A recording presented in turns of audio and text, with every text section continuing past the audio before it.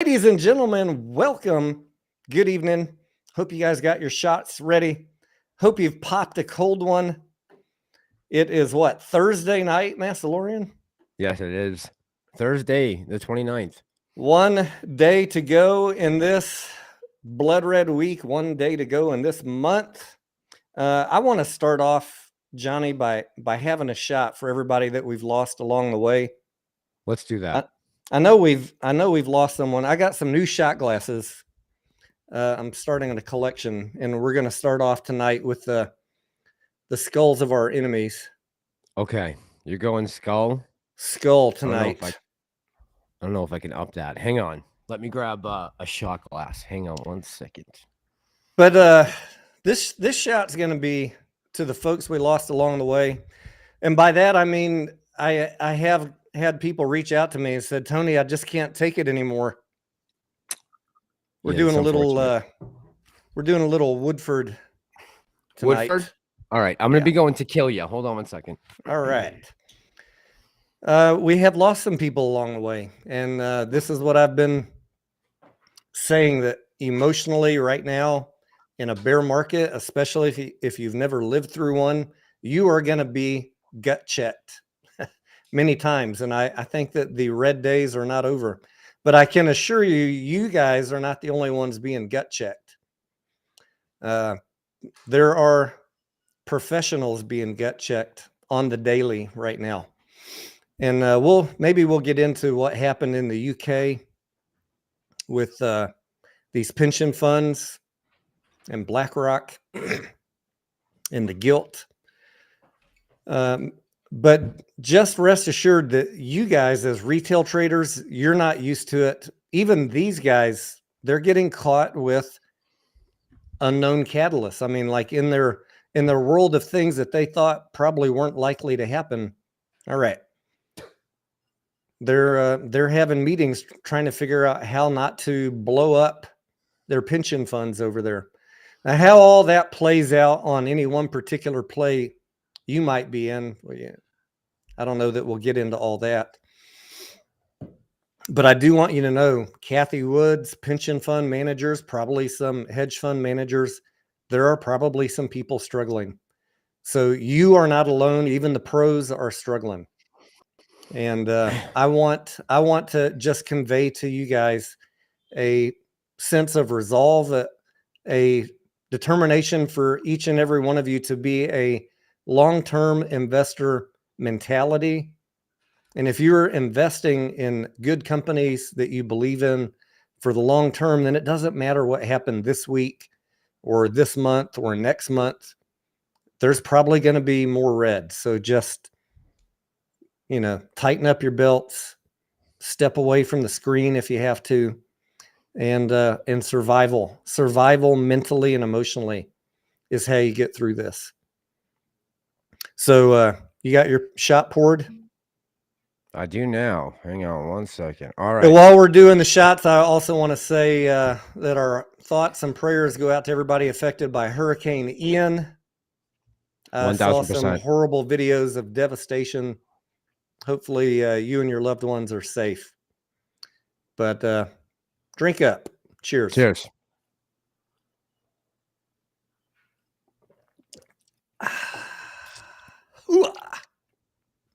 Like the demon. Edward says, am I leaving like Trey? No, I'm not leaving, guys.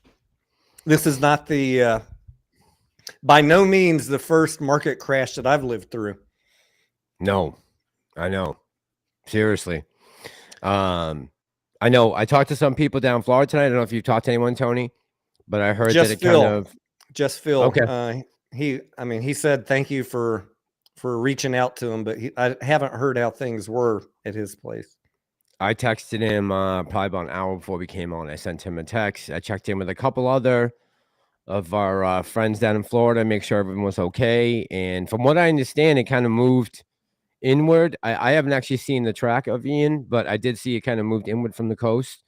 So it kind of skirted Tampa Bay, I guess, in St. Pete area, which is good. But anyone who is in the path, our hearts and prayers, thoughts and prayers go out to you tonight. If you're in some kind of trouble, whatever it is, power outage, whatever it may be. I know Bucks fan, he might not be here tonight, but Bucks fan I know is in Tampa Bay, so hopefully you're all right, man. But also, rest in peace to Coolio. We lost a good one. we did. Gangsta's Paradise, yes. Yeah. One of the all-time great songs. I listened to that. Too. Listen to that and watch the video. I mean, yeah, the video on YouTube again in memoriam, but that's one of those songs that just gets burned in your mind. It does. It does. It does. Man, I can remember bumping that song in my Buick Regal back in the day. Woo, that was an old car. Arthur says, Tony, what you once said that Ape and AMC would trade at the same price, being that this has not happened yet. Could you give us your thoughts on it? Yes, Arthur, that is a good question. And, you know, I still believe that. And Jim Chanos called me a couple days ago and asked my opinion on that too before he did his press release. Did you guys see that presser? Did you see that, Johnny? Was compliments of you. He ran that by you first. He yesterday I think he put out a reiteration on his belief that these things will eventually trade at the same price, and he's still long on Ape and short on AMC. Now, obviously, I'm not short on AMC, but I do still believe that they're fundamentally the same instrument. You guys don't have to agree. I don't care who agrees and who doesn't. Time will tell, right? Time is the ultimate scale, the ultimate balance in the market. But and you are not going to avoid dilution. You can read through the dilution agreement, the dilution press release from AMC, the prospectus. There are sentences in there that say both the preferred stock and the common shares could be affected by this dilution. You're going to be diluted either way, whether you're holding Ape or AMC. So with all that being said, what did I buy this week? I bought more Ape today at $3. I bought $8 March strikes on AMC today. And I bought Highcroft 2025 $1 strikes. Wow. Cheap as fuck, man. These things, the bid was like 30 cents. The ask was 70. And I just like, well, let me see if they'll take a 35-cent offer. It filled like that. Wow. Instantaneously. Interesting. So I got 2025 Highcroft calls for $1. That gives me 3 years almost. Well, two years and a couple months. 2 years and a couple months, yep. Yeah. Now, I'm by no means saying that the risk is, that Highcroft is going to stay where it's at. My next target buy-in for Highcroft is 50 cents on the shares, and we definitely could see it. Oh, yeah. But if we don't, I wanted to lock in some calls right now because that's pretty cheap in my book. Yeah, absolutely. If we see 50 cents, I'll buy some more. Yep. So yep. I'm not pushing Highcroft. I'm just telling you guys what I bought so far this week. We could definitely see 50 cents too.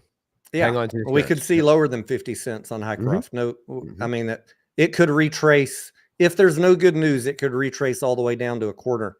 I hope it doesn't, because negative price on Highcroft affects AMC. I certainly don't want to see that, but I'm going to just reiterate what I said, and this is not on against any one particular stock, but in a declining market, everything is going to go down.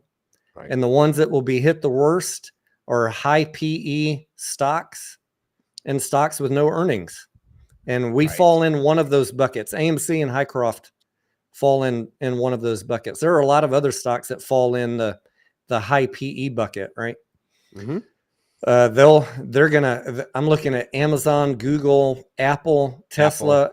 I have my eye on all of those. I have not pulled the trigger on them yet because I don't think they haven't had their kneecaps cut out yet. But that moment could be coming if the market continues to erode. So I'm watching those. Have we officially dropped the word FANG now? Is FANG no longer a thing? because Facebook I is haven't down heard it now. recently. I haven't heard it. Yeah, I'm just wondering if that's gone. And by the way, I did see someone mention something about Miss Tahiti. I know she's in that area, and someone said that the eye of the storm was passing over her. So, Miss Tahiti, if you happen to see this, hopefully you're doing all right. Of course, we know you're in that area, so just want to say that real quick. Sorry, didn't mean to interrupt you, but Yeah, I was looking real closely at AMC shares today because they got so cheap. And I'm kind of thinking like, I think my last purchase before the split on AMC was around 11 bucks or so. I need to go back and look. So I don't want to add shares. I've got to figure, you know, if it was 10 or 11 bucks, if it was 11 bucks, what's the post split price valuation of that on AMC now? Somewhere around now, you know, it's starting to get like, okay, I could probably average down some of my AMC, those $40, $39 prices. But I still, you know, I have a hard time passing up Ape at $3. I know, Like I I know, want to buy the cheaper one. I know. And this is not the only thing I'm buying, guys. I want to be clear. You should be taking advantage of everything being on sale and looking at stocks to buy. Like, don't have all your eggs in one basket. But I have been buying Ape, and today was a good day to average down. And who knows? You know, my next target buy-in for Ape would be 250. You think we'll see a $2 price tag? No, I mean, I hope we don't, but we got 425 million of dilution that we're facing. I know. And I saw a lot of people asking today in various chats, like, why is the price going down? Where are they getting their shares from? Yep. Institutions are selling. People are selling. I've had subscribers, not members of my channel, but subs of my channel, tell me in confidence they gave up. And that's sad to see, but mentally and emotionally, I get it. This is wearing on everybody. Yeah. And not everybody can think like a long-term investor. So, and people get pissed about dilution. I get it. I'm not exactly happy about it too. But you know, it is what it is. Dilution is going to drive the price down. Yeah. Sorry, go ahead. I was just saying the timing's bad, right? It's not the best timing right now. Yeah, I mean, we're in a bear market, and then they put the dilution out there. But what are you going to do? Look, I'm not driving the truck. Yeah, and we can't control the market, right? The overall market, again, is something that is out of our hands. So we can be apes, and we can continue to buy and hold, but the overall market and the things that are affecting the market from the outside, we have zero control over. All we can control is what we do inside the market. Right now, we're getting outplayed by the hedgies, right? All we can do is continue to play the game and keep up the fight. And until there's an outcome to this, until either they settle or we retreat and sell, then we're still in the game as far as I'm concerned. We're fighting through a bear market, an unfair system, no transparency, and payment for order flow. So again, like always, we're up against 9 different devils and 11 hells, right? That doesn't change. That's never changed. The only thing that's going to change is, like we said, waiting on this possible unknown catalyst. Look, I understand a lot of people are giving up on talking about AMC and Ape, and I get why. I understand the frustration, whether you're a YouTuber, but the fact of the matter at the end of the day remains that I own the stock still, both, and I still have a position heavy in both. So for me, it's still going to concern me. I can't just get up during a live stream and say, forget it, I'm done, make a video, I'm done talking about AMC and Ape. The only time you're going to see that video come out of me is when I sell. And I haven't done that yet. So we can sit here and hem and haw and all the other things, but at the end of the day, is it really gonna be the most terrible thing if this thing takes another 6 months to play out and we can, 10, 20, 30 times our money, our original investment, or whatever the number may be? I think patience has just got to be the key here. Cancel Bubble asked, isn't Ape going to go lower? Maybe so. And the folks in the Discord were asking me that in the VIP channel, like, why are you buying Ape at $3 if you think that because of dilution, it could go lower? And that is a good question. Look, guys, I'm not spending $100,000 today on ape at $3. I'm doing what I always do on all investments. As things go down, I step into it, because not one of us is perfect at calling the bottom. Nope. Now, it is my belief, my very strong belief, that the bottom is not in on anything at this point. And because of that, I'm not doing one shot of all of my dry powder. And I urge you not to do that either, because as things go down, you're going to regret, watching, oh, there's that 40% loss, because I bought last week. I know. Be cautious as you go into any position. I'm talking any stock right now in a bear market where people are losing their grip on reality, and the Fed is telling you more interest rates are coming. And here we go with AVCT. Look at this. Yep. Down 36% in after hours. Unbelievable. I did not buy AVCT because, you guys, I want you to be really careful where you're getting your information from right now. Everyone is hoping for a wing and a prayer in these moonshots. You got to be careful in a bear market what you're putting your money on. People have been really lucky in GTII. God bless you, and good on you. But this moment is coming for GTII too. AVCT had an announcement 2 hours ago about a reverse split, and you knew that was coming, right? You knew it was coming, but all the YouTubers are telling you, oh, they're not going to do it, guys. I was listening to frickin' Teresa Perrin last night. Guys, I don't think they're going to do it. How many times you guys got to? I know. How many times you got to listen to these YouTubers telling you just ignore that NASDAQ notice? It's going to be fine. They did the same thing on ENDP. Like, yeah, I try and tell you guys, I hate being the common sense dude, but when they tell you something's going to happen, it's probably going to happen. AVCT is coming up on the deadline for reverse split. And I woke up this morning looking for the news release that it happened. It didn't happen pre-market, but we got it aftermarket. You knew it was this is why I'm not holding positions overnight right now on these shitty little plays. Yep. You're going to get obliterated. And your job right now in a bear market is to fucking survive, not to get obliterated on moonshots in a bear market. Oh my God. So I think someone just called us Debbie Downer and chopped liver. Yeah, but guess what? I can sleep good at night because I know reality. Did you get into AVC? Did you get into either of these plays or GTI? Hell no. AVCT was a pure gamble play on someone's report that maybe they were going to get bought out by Microsoft, and maybe they would. Maybe they still will. But if you're carrying it overnight, you just, got dropped from 30 cents to 19 cents. And if there's a buyout, I don't know, what's it going to be? 75 cents, $1 a share?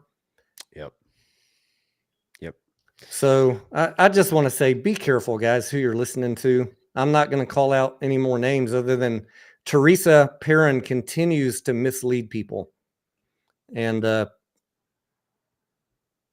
she's overly optimistic despite all of the facts in front of herself. Was she pumping this AVCT here? She pumps every penny stock play there is, and that's fine. I have no problem playing penny stocks. Do not hold them overnight. Yeah. Pick them up and get rid of them, right? I mean, we're not in a market to take risks. And if you had $100 in it, oh well, no big deal, right? But there's people buying tens of thousands of shares because it's cheap. Yep. That can get you into trouble, right? Yes, sir. Pam, how you doing tonight? Barry Electronics. Let's say hi to a few people. Yuka, Frita, what's going on? And thank you, Yuka Frita. Let's see. Danny R is in the house, still stacking. G Immortal, Demeanor, good evening. San Diego Laundromat Shimmer, Ray the Knight, Juicy got you crazy. Peace, love. Junito, what are you laughing at? Dan Spencer, Juicy got you crazy. yeah. Danny R, Granny Banger, Ape Famous, Vinny Chase, Sawan. I got that. Tendy Time, how you doing tonight, buddy? Tindy, And what's up? How's the baby Luigi. doing, Tindy? Yeah, how is that baby? How is the baby? Katie May, good evening. Jay Beebs, what's up, my man? How you doing tonight? Let's see. Tony, was Lou right all along? So I don't know. Lou is not right because I haven't seen Ape go to a penny ever. So we gotta scratch that one off. That was the first claim I think he made. So let's just start with the first claim that Lou made before the split, and that was Ape was going to be a penny. We can say no, Lou has not been right. Just going off that, that was the first claim. Ape's never been a penny. At least I've never seen it in my account as a penny of you.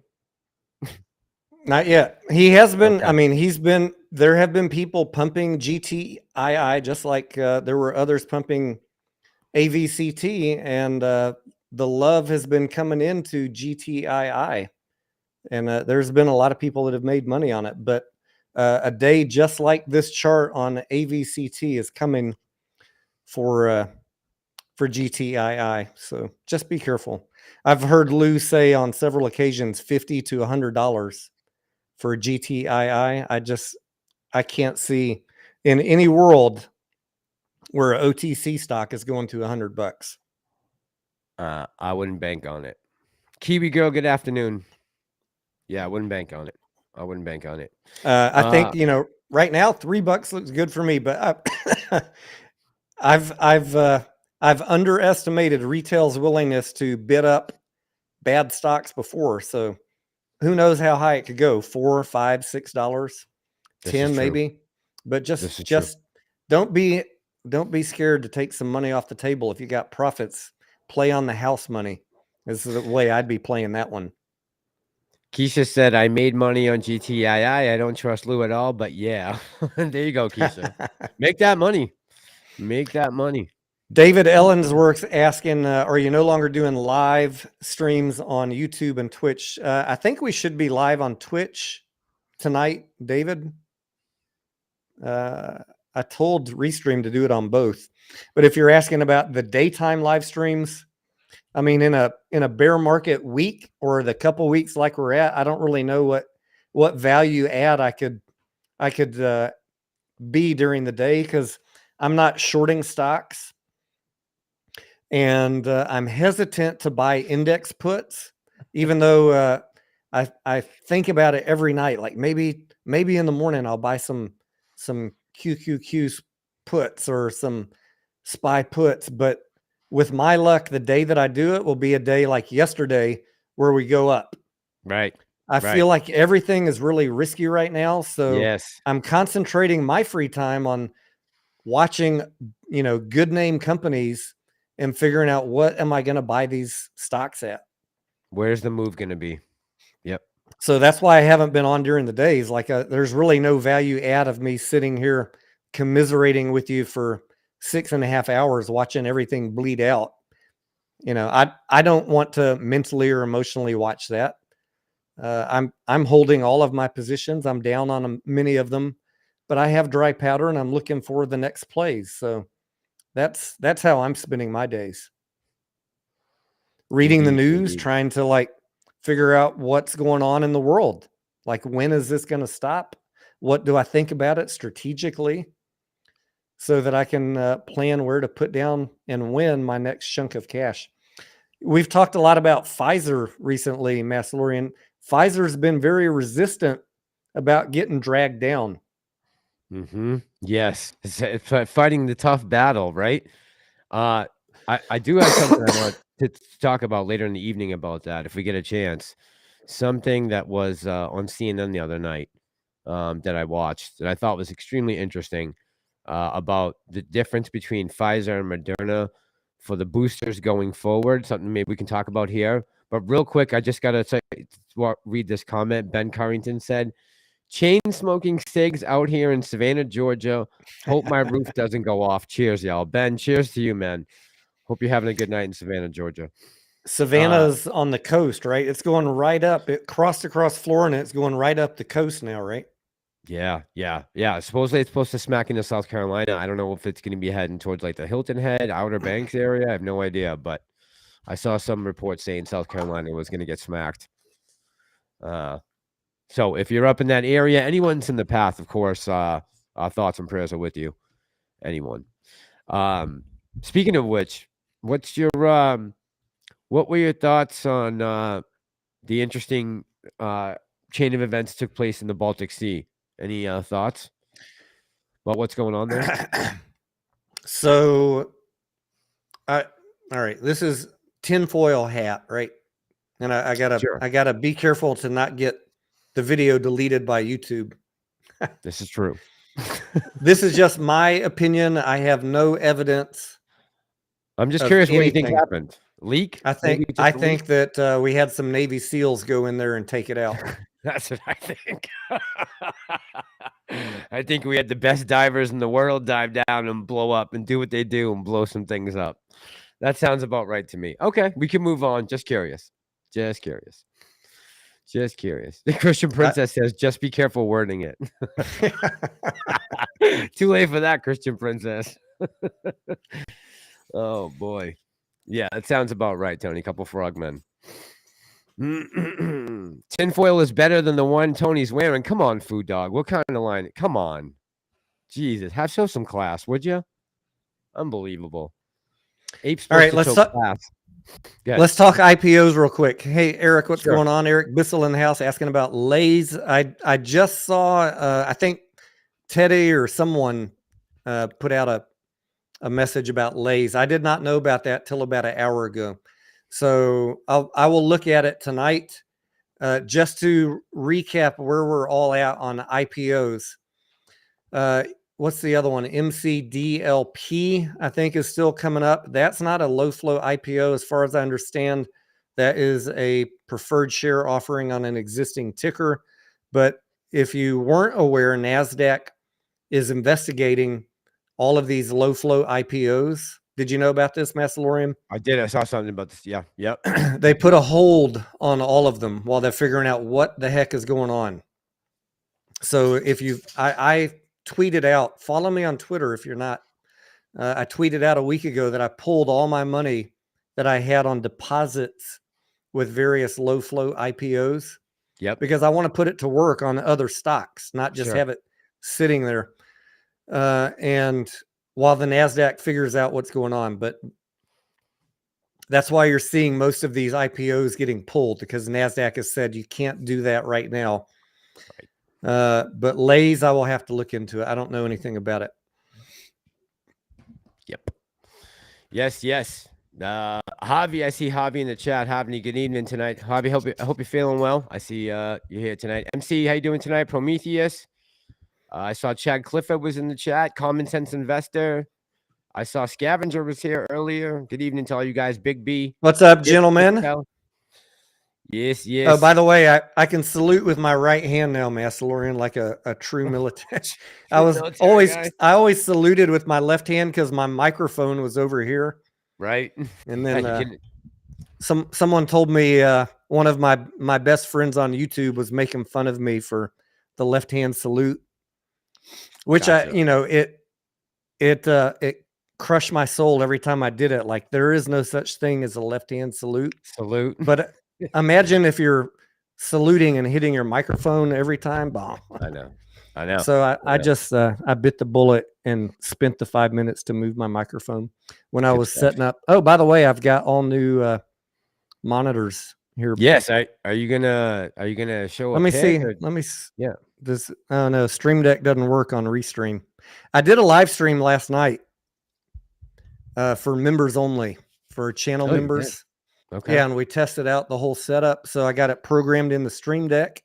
I got it programmed into OBS, and it looks like it's all working. So Good stuff. why did I buy more monitors? Just real quick, I hate spending money, but when it was just me last year before I started live streaming, 2 monitors is plenty for watching, 8 stocks or so. Sure. But when I start live streaming, you know how it is, you lose a whole screen to managing the stream. Right. And so I had to compensate by having tabs on my screen for the tickers that I'm watching. And I've been getting pissed over the last 60 days, especially at the number of plays that I knew about in the morning that weren't doing much, but around 1 o'clock, they start taking off. Okay. And I didn't see them because everything's in tabs. Right. And so finally, that gave me the cost justification mentally to buy 2 more monitors and buy a stand to lift them up. So now I can triple the amount of tickers that I can have eyeballs on. And not only help myself, but help people in live streams. Like, okay, we're going to set up the runners, and maybe they're not doing anything, but they're just ticking away up here. And if they start running, I'll immediately be able to see it now. Even if I'm watching something else down here that we're talking about on the live stream, I've got 2 more screens and I can instantly switch to them. Right. Almost right in your peripheral viewpoint still, right? I mean, you'll be able to. Yeah, I mean, I can just lean back and see everything.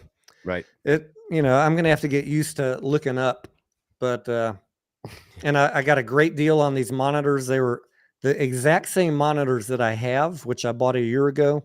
Okay. And I found the last 2 left in Austin. Wow. So because they were a year old, I got them for half price. Oh, nice. Good deal. From Best Buy.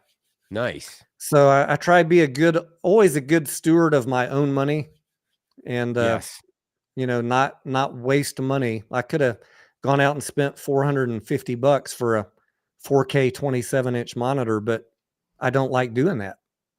So I got the exact same monitors under $200, and so yeah, we're set up now. I got to get the cables off the desk. That's the next little task. Well, that's the easy part, right? You got the hard part out of the way, which was getting them all and setting them all up. Yeah. So will you be able to watch like a total of, say, somewhere between 16 to 20 tickers at once if you wanted? If I have 4 tickers per screen, which is kind of like optimal. If you go more than that, you can't see it, on live stream. It's tough. That'll give me 4, 8, 12 tickers. That's plenty. You can't watch more than 12 tickets. You really can't. You really can't. I mean, it's too much. Probably what I'll do is I'll have 8, and then I'll have the day trade screen. Right. I have one day trade screen where I'm watching 1 ticker on a 1 minute and a 5 minute chart. Okay. So I'll probably have the day trade screen up here, and then I'll have 2 screens with 8 tickers. Gotcha. And then the 4th screen will be managing the stream. Okay, which it would be showing, actually, that's what will be up on, that will be constantly showing on your actual live stream. Gotcha. Yeah, and now at the punch of a button, I can switch between them. So that's awesome. I'm hoping it helps all of us out.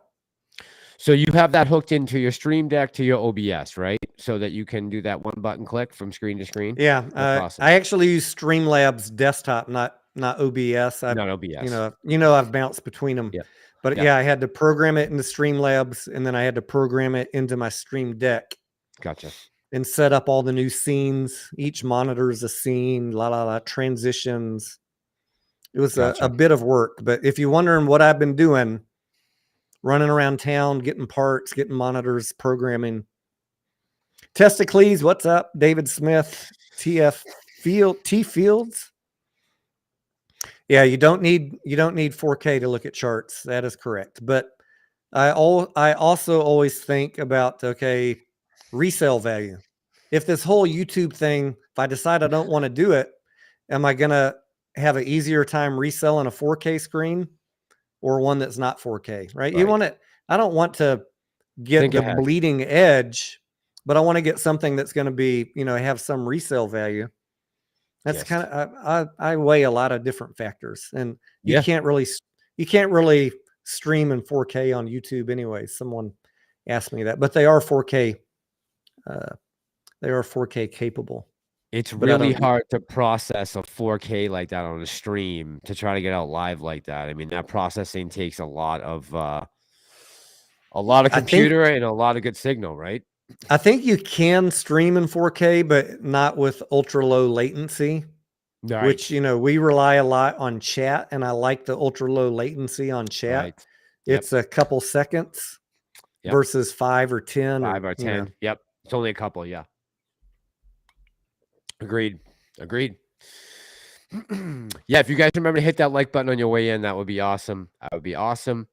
Did anybody happen to catch the Netflix GME documentary? I was planning on watching it tonight when we get off. So have you seen it, Tony? No. Okay. No, I'm debating. You guys got to tell me, like, I don't want to. Is it something that I want to watch, or is it pandering? It's a good question. I'm going to find out one way or the other. I'm going to watch it. So, yeah, Tony, your next step is a Bloomberg terminal, right? That's the next. There's only one way up from four monitors. Are you drinking out of a powder horn? It's a Viking. It's a Viking horn. Yeah. You know, I do have Viking blood in me. My grandmother's side. My grandmother on my dad's side is Scandinavian. Okay. So you do have a Viking blood. All right. Yes. Okay. You believe in Thor and Odin? Yes. I believe in all the gods, both the old and the new. And the new? Yeah. Speaking of which, have you watched House of Dragon at all? Yes. We're loving it. We are loving it. Yes. Okay. I just watched the first episode, and I love the way it ended. I'm a big fan so far. I think they get better. You'll be impressed. So really? Okay. Because it seems to be setting up that the uncle is going to go to war with the sister, with the niece. Is that what I'm guessing? Well, I mean, there's some tension between them, but I don't want to spoil it for you by telling too much. So okay, all right. I'm assuming they're setting up a dynamic between them. Okay, all right. And so the youngest girl in the show, correct me if I'm wrong, she is the daughter of the king, correct? Yeah, the little blonde chick. The little blonde chick, yeah. She would be queen. They actually announced at the end of the first episode, she will be the heir over Matt Smith's character, right? I don't remember if it was at the first one, but eventually, yeah, he said that he was going to name her as the heir. Okay, all right. Okay. All right. I need to I just watched our first episode, so I'm a big GOT fan, so it was going to take a big impression to get me into this, but believe it or not, I'm actually pretty into it after the first episode. What are you drinking, Tony, again? You drinking Woodford? Not out of this. No, my Woodford is in the well, you know, are we ready to do another shot yet? Gotcha. You tell me. I don't know. We need something. I'm just drinking an average budget beer. This is a week for budget beer. You know how many, you know what I'm saying?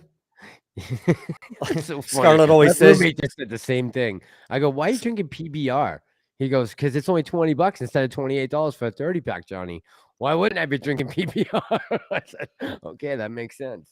When we go out, you know, if it was a bad week in the markets, if we're at the bar, I'll get like a 16-ounce Lone Star.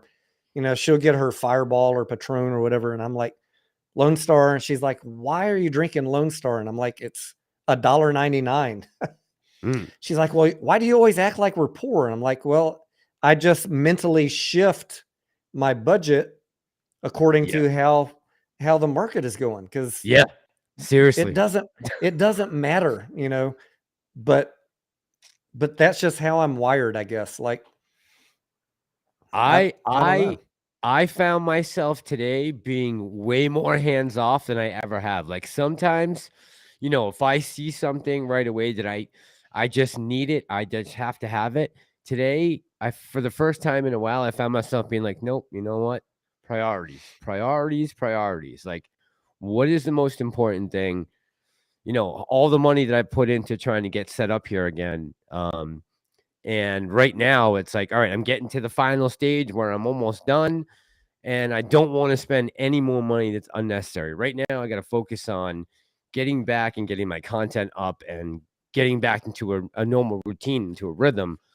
Because I've been out of the game for so long. I haven't been able to make any money really with day trading or looking at the stocks at all during the day. Or a lot of these IPOs I haven't been able to get in on. I bought 8 from AMC here and there since the split, but nothing really crazy or heavy. And I've cost averaged down, as we've gone on the last couple of weeks, because APE's come down somewhat. But other than that, it's been tight. Money's tight around here. And when they say money's tight on Wall Street, it's tight on Main Street too. So we are in this fight, and we are all struggling. So for everyone out there who's getting frustrated, just know that we are all in the same boat, right?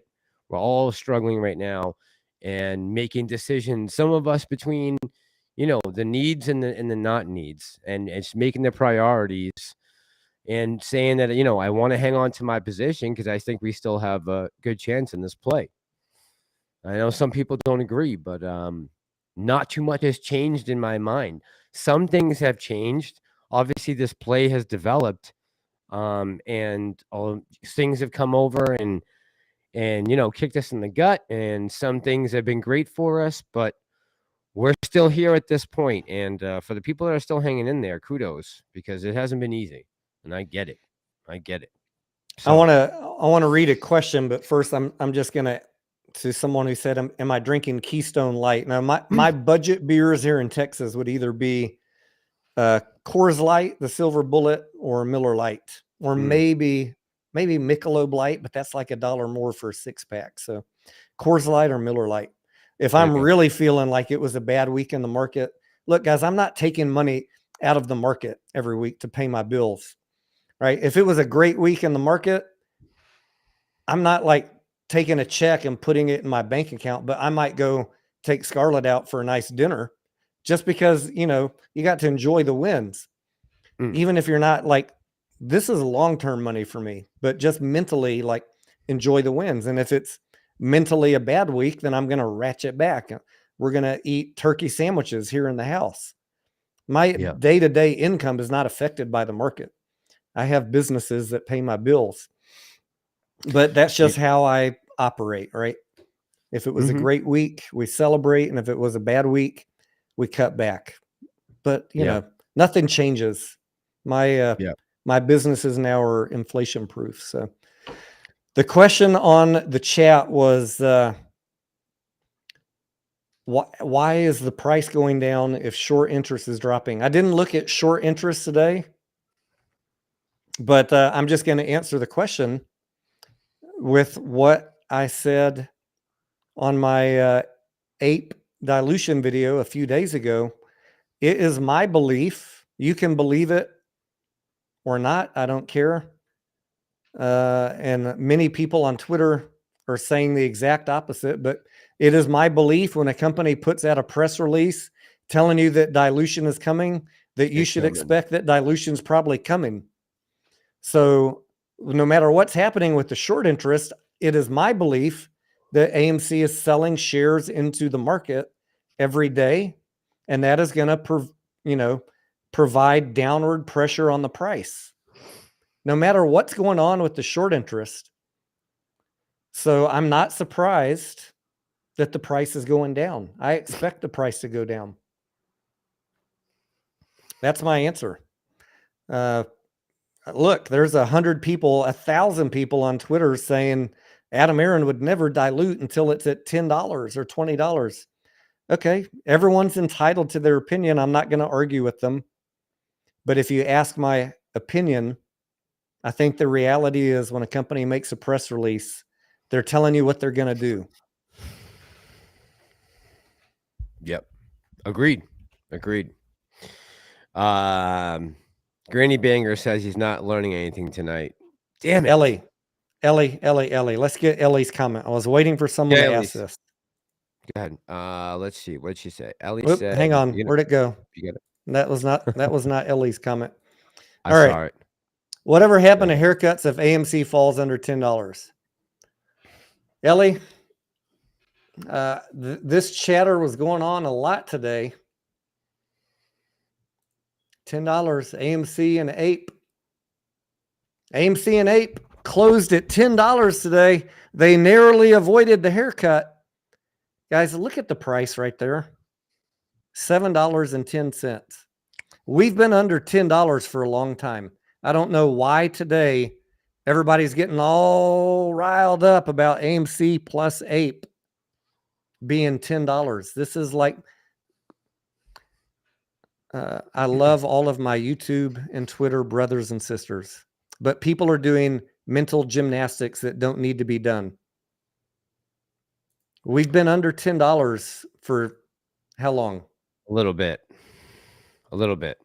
Since September 12th. So there's no over 2 $10. weeks. There's no magic $10 of AMC plus Ape. That is, in my mind, somebody creating an alternate reality, and I don't live in alternate realities. By the way, someone just asked about BlackRock filing for bankruptcy. Is that true? No. I haven't heard that. Haven't heard it. You probably hear it in the streets right now, like literally wherever you live, if BlackRock filed for bankruptcy, because half the people will be out on their homes. I had one other thought on the $10. Let's see. Ape and AMC, do not combine them. Every ticker is analyzed separately, so there's no magic about Ape and AMC. Even if you want to look at options, no. Shit. What was the other part? Oh, haircuts. Okay. The other thing I want you to keep in mind, this is my opinion. Again, you asked the question. You can agree, not agree. We can still be friends. We're all just sharing thoughts here. These hedge funds own thousands of tickers. I do not pin any of my hopes on one ticker going under $10. A haircut on one ticker is not materially going to affect a hedge fund. However, they're getting slammed across everything they own right now. So I am interested in the collateral damage they're getting across their entire portfolio. They're losing collateral, right? For sure. But one stock, AMC, going under $10, going to cause a MOAS. That's again an alternate reality that I don't live in. One ticker out of thousands is not going to impact them, in my opinion. I wish it would.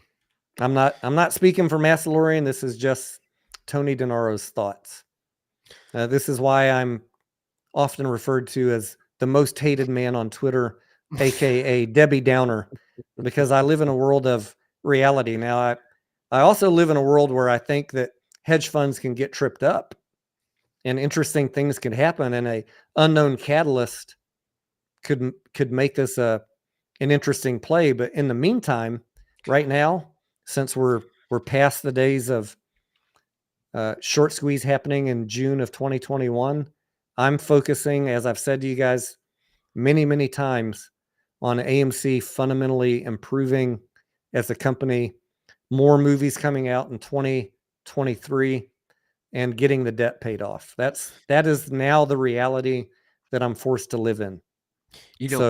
And I gotta just add to that, Tony, and say, for everyone out there and for everyone who's thinking to themselves about this play, if there's ever been a market before where an unknown catalyst can come along and take this to all new heights, this would be the unpredictable, volatile market that we're seeing right now with all of this craziness and these, reports and things going on in the broader world that can impact the market and economies globally, that AMC could have a small part and play in and get us over that hump.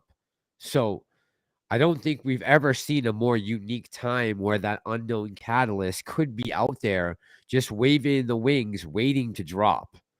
I don't believe it's that big of or that far of a stretch to say that could happen.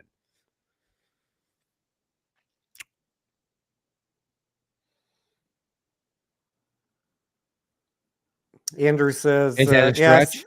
stretch? Andrew, I see your comment. I don't agree, but everybody's entitled to their opinion. And I love all my, as Richie says, I love all my ape brothers and sisters. We all have different opinions, guys. That's why you tune into different channels. Time will tell what is correct. But as far as my reading of the documents, the regulations on haircuts, it is by ticker, not by combining tickers. But if, as always, if someone wants to put out evidence showing that you should combine tickers to calculate haircuts, I'm happy to look at it. As far as what someone says, look, people have said a lot of shit in the last 18 months and not much of it's been right. So I go by what I can read in regulations, not by what people say. Even if I wish what they said was right, I'm tired of it. Tired of being clickbaited by dozens and dozens of different Twitter accounts and YouTube channels, and I'm not going to do it here. I'm going to shoot you straight as much as you hate to hear it. So everyone's saying they love the hat, Tony. Someone asked about someone asked back here. Hold on one second. About hang on. So let me ask you this. As far as bringing Highcroft into the conversation, I know we talked about it a little bit earlier. You said that around 60 cents you thought was a fair price, and possibly it will come down a little less. What is your what do you think the possibilities for a run on Highcroft would be? Do you think that we could see? I mean, I've heard some rumors that possibly that they've upgraded actually and I wish I could back and fact check this, but that the quality of gold and silver that was pulled out of the holes that they dug are actually better than originally that they thought. Can this be some kind of thing that can possibly be a game changer for us? I mean, I kind of had this Highcroft thing has been out of sight, out of mind. Because I haven't owned it yet officially. I haven't bought into Highcroft because I feel like I own it through AMC. But I just wonder, I know a lot of people. I know Doc Zeno and other people have said that they think that there's another pounce that Adam Aaron has coming. Is it possible that we have something up in the hills that is gonna be this unknown catalyst? I mean, is it possible that there's something coming down the pipeline we just don't know about yet? And 4D chess is still being played. Have you heard anything about the upgrade of the metals themselves? Have you heard about the quality? I heard someone comment it. I haven't read it. I have not actually read that they upgraded anything. That's just not because it doesn't exist. It means I haven't looked. Right. But I'll tell you what I said. I think we talked about this last live stream that we did together. I'm kind of like looking at the price action of Highcroft, and if there was a meaningful press release, institutions would already be pushing the price up. See, that's they've drilled. Yes. Yeah, they've drilled less than 10% of their test holes. People might be saying, okay, that's all well and good, but you got a lot more to go to get us on board. And the day that Highcroft has a meaningful headline, you're going to see that stock shoot up. Oh yeah. There's no doubt about that. Yep. Until then, I would say be very careful about listening to people on Twitter, because there's a lot of $3 bag holders pushing Highcroft, and be careful about what you hear on YouTube, and just keep everything in perspective. And I own Highcroft now, as I said, and I bought it between $1 and 60 cents, and then I sold it on that run up to $1.09, made some money on it, and then I waited for it to come back down, and I got back in at I think 63 cents a couple days ago. and my next buy-in is 50 cents, and my next one after that is 25.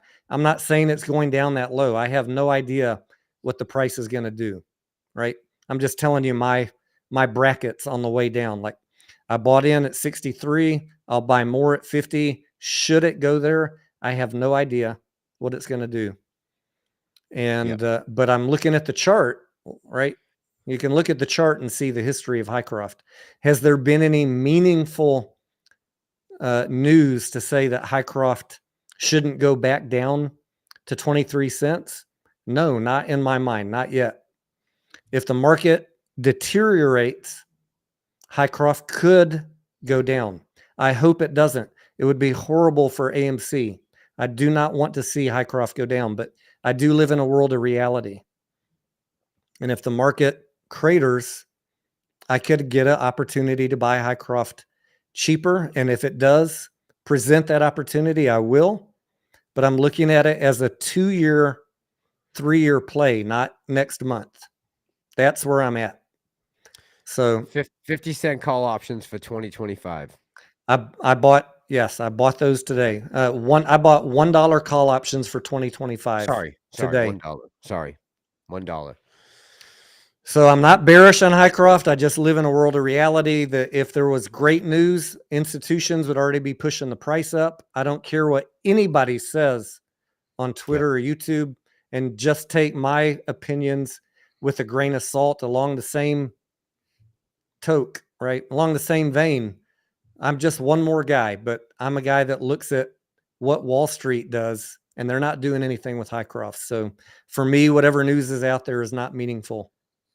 I'm not going to rely on tweets or Adam Aaron's press releases. I'm going to rely on what is the market saying? Yeah. What is the market price action telling us? It's telling us there's nothing meaningful yet. When it does, we'll get a great pop.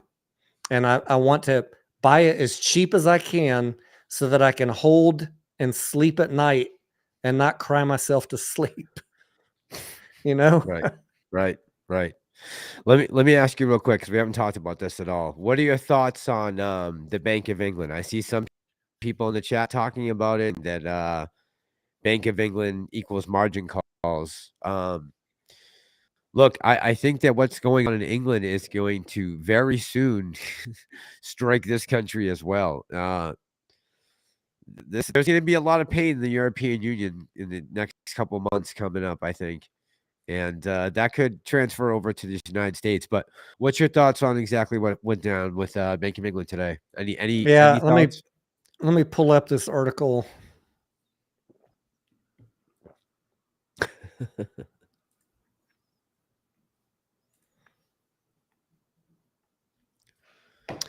So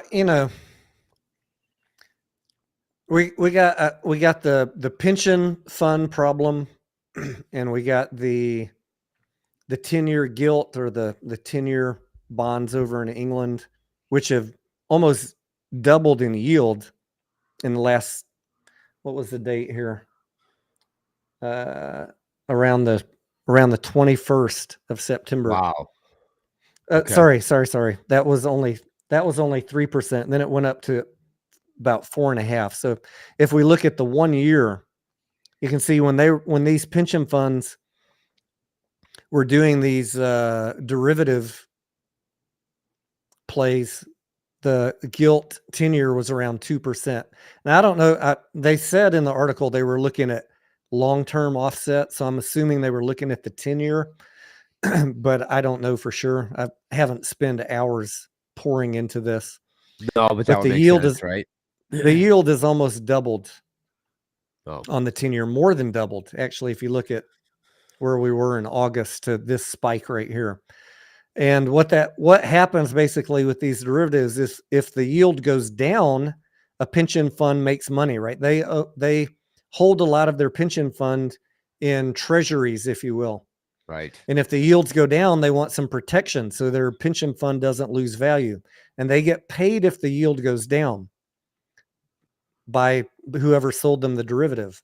This all should sound familiar to you if you watched a couple of those movies, Margin Call, or maybe The Big Short. they get paid. The pension fund gets paid.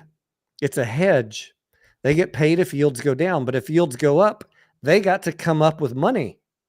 Right. And they were not expecting a huge, quick spike like this. Yeah. And that's what got these pension funds in trouble. And the Bank of England had to step in to buy treasuries to kind of offset this. Man, I just haven't seen things like this before. Maybe I just haven't had my eyes open. Speaking of which, someone brought up the 142,000. I heard someone screaming and yelling last night. I told you AMC was going to 100K. Look at this, $142,000 a share. Look at this, people. 142,000. Yeah, and you know what? AL. What the fuck is that guy smoking? How many shares were bought and sold at that price? That's all I want to know. Could me, you, or anyone else buy or sell a share at that price? Hey, No. Massalorian, how often do you look at a FINRA? What was it? A FINRA tick chart? Yes. That's how often do you look at those for your price? For my,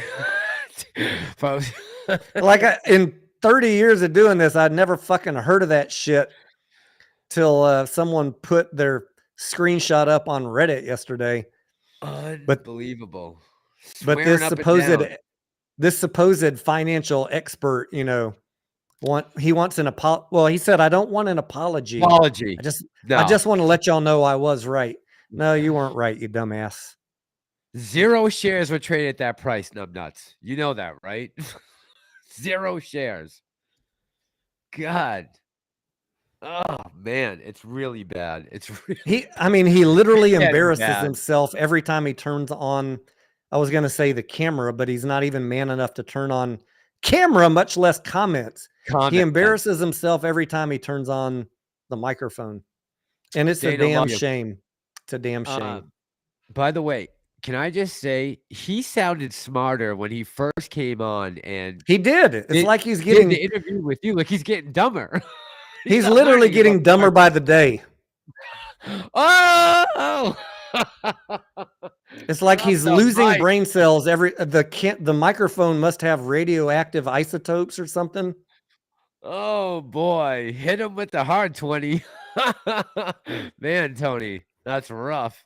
Hit him with the grift is getting rough. This guy must be going bankrupt, and I can guarantee you he doesn't own any shares. Smoky in here. No, definitely not. Sorry, my my screen caught on fire when you threw those glasses on. I like those. Those are very nice. Put that with the stove, man. You need a big fat blunt right now. It'd be perfect, like a real hot one. Well, I got this, but I don't want to light it up because I don't want to get demonetized. Yeah, we don't want to demonetize anyone. Oh man, that's hilarious. Are those Lego glasses? That says Yuka Frida. Mike Millspell, what's up? I see Shirley. Say hi to some people in the chat real quick. I haven't said hi to in a while. I said hey to Dana. Froggy Styles, what's up, man? How you doing, man? Carl J is in the house. Shaw Williams, Zen Hodler, Kim A, Shirley NG, Maxie, Dave Smith. All right, we got a bunch of people in there. I just want to give a couple of shots. I haven't talked to some people in a while. I'm gonna put here for 1 second. All right, sure, go for it. Oh, I see Roseanne, Danny R, Steve Raven, Corbin. How you doing, man? Remember when people meant what they said? That's not happening here. Master Lauren, love you big time. Shirley, love you big time. Alan says, hey, Tony, buddy, had a spelling mistake. It wasn't Fidelity. Fell to his knees. The chart was a Viagra instructions to what could happen. Sue Fane, how you doing tonight? Good evening. Yeah, Froggy, much respect, man. Glad you're still here, man. Chilling. Good to see you. What's the subject tonight, Dean? We're kind of talking about everything, a little bit of everything, right? We're talking about a little APE, a little AMC, the market overall, what we could be looking forward to. I mean, honestly, I'm not really looking forward until this. When audio fix, Yuka, is my audio bad, guys? You could say it on like a 3-second delay. Is that across the board? Or is that just Yuka? I'm hoping it's just Yuka. I mean, I don't want that to happen to you, Yuka, but I'm hoping it's on everyone. I missed Mass before Tony. What happened to Mass after Tony? Look, you guys are going to be sick of me when I start going live 3 nights a week by myself. Trust me, you're going to be sick of me. You're not going to be tuning in. Okay, audio is good. Thank you. Has anyone seen Pantheon? I just spoke with them actually earlier today. Pantheon is good. Yep, I just sent him an email earlier today. I'm actually waiting for him to jump into the live stream to be in the chat. Yeah, I know I need my sinuses fixed. Thank you. Thank you very much. This always happens at nighttime, guys. Anytime I'm working during the day at night, my whole thing just starts to stuff up. If I'm just sitting still. If I'm out walking around, moving around, it doesn't do it. It's only if I'm sitting here. Al from Boston, if I had to guess, smells like pea soup. Yeah, he went really crazy. He went really crazy. Chris says, Mass is so hot. Chris, thanks, man. Appreciate that. Love you too, buddy.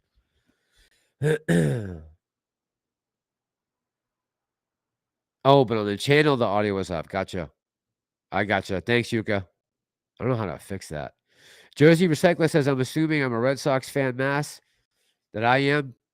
Yeah. I mean, obviously, I root for the Sox, right? I'm from Beantown. I grew up in the city, so I went to Fenway my whole life growing up.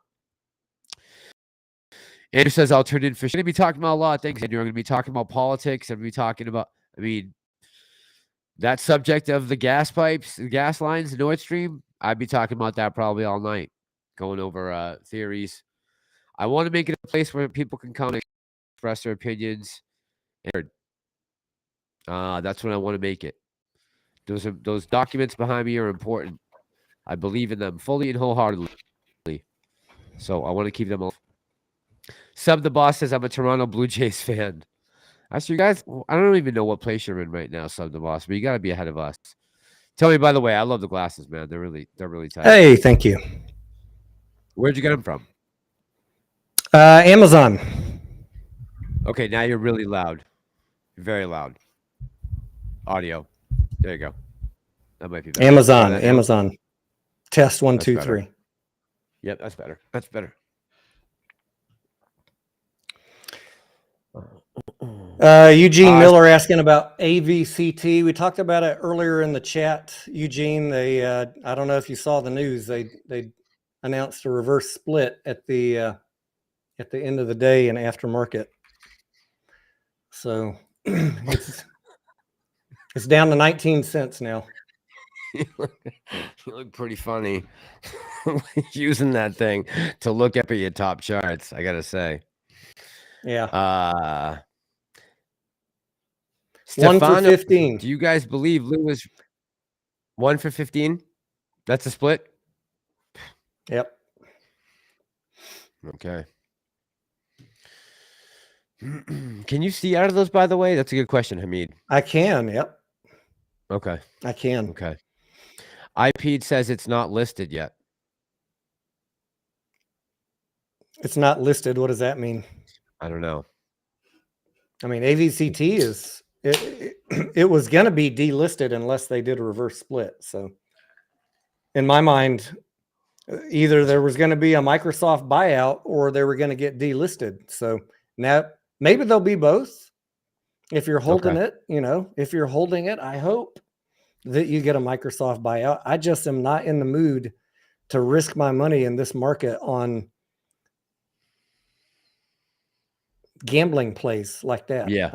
I got enough gambling plays. I got enough risk, right? I got enough money at risk right now. Although I'll be honest with you, I don't think AMC is a risky bet right now. I don't at these prices. I don't think AMC is a risky I have bet. some other ones though, like Spire me too. and backed holdings. I've got a few, and none of them are doing great. No, I know. I got a couple bangers that aren't banging right now. They're getting spanked. That's okay. That's okay. But those companies I believe in for the can long you cover term, for me for right? a second? Yes, exactly. Those companies I believe in. I'm not absolutely buying them because I'm hoping for a buyout. That's Right. like the dumbest Right. reason in my mind. You got to realize you're gambling at that point, right? It could go Right. either way. Right. So don't ask me my opinion on those stocks because there's no financial opinion. My opinion is you're gambling and good luck. That's all.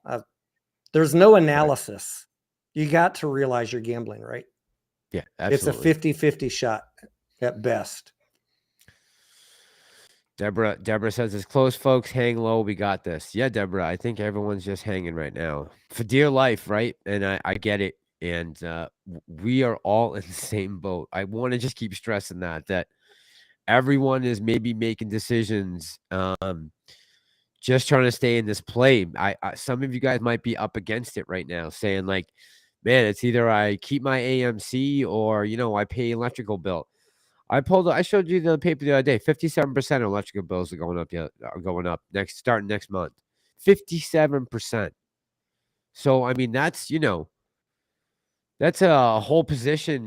That's a lot of money. I mean, you're talking about hundreds of dollars. So I get for a lot of the guys who AMC might be been their first stock that they bought and they're holding it right now and they're down the position. I understand the frustration where everyone's coming. I think that we're still in a good fight. Just get played a little bit right now. But we'll tell how this is going to play out in the end. And I'm willing to risk the money I have in this play so far at this point. Massalorian Steven wants to know if you got blocked from your stream. No, absolutely not. I've never blocked anyone that I'm aware of. Not on purpose. No one ever. Yeah, you're not blocked on mine, Steven, and I'm sure Massalorian can check into that. Keep in mind, we do have mods. We're pretty liberal on not blocking people unless you're, causing dissension in the chat with other people, or unless you're just being blatantly insulting to the hosts, you might get blocked. But we don't make a habit of blocking people. If one of my mods has blocked Steven, could you please take it off? If someone has done it by accident, I can show you how to check that. Okay. Later, Mass. Okay. Let's see. Someone else had a question. Sufyan says, did we hear back from Dr. Metzler? I've messaged him many times, Sufyan, and curiously, he's never directly addressed me. Why do you think he hasn't answered you? Doesn't want to come on a channel that might ask him real questions? I don't know. I don't know. I mean, he seems like a guy that could handle anything we threw his way. I was just happy. All I wanted to know that he was a real person, right? Everybody has different opinions.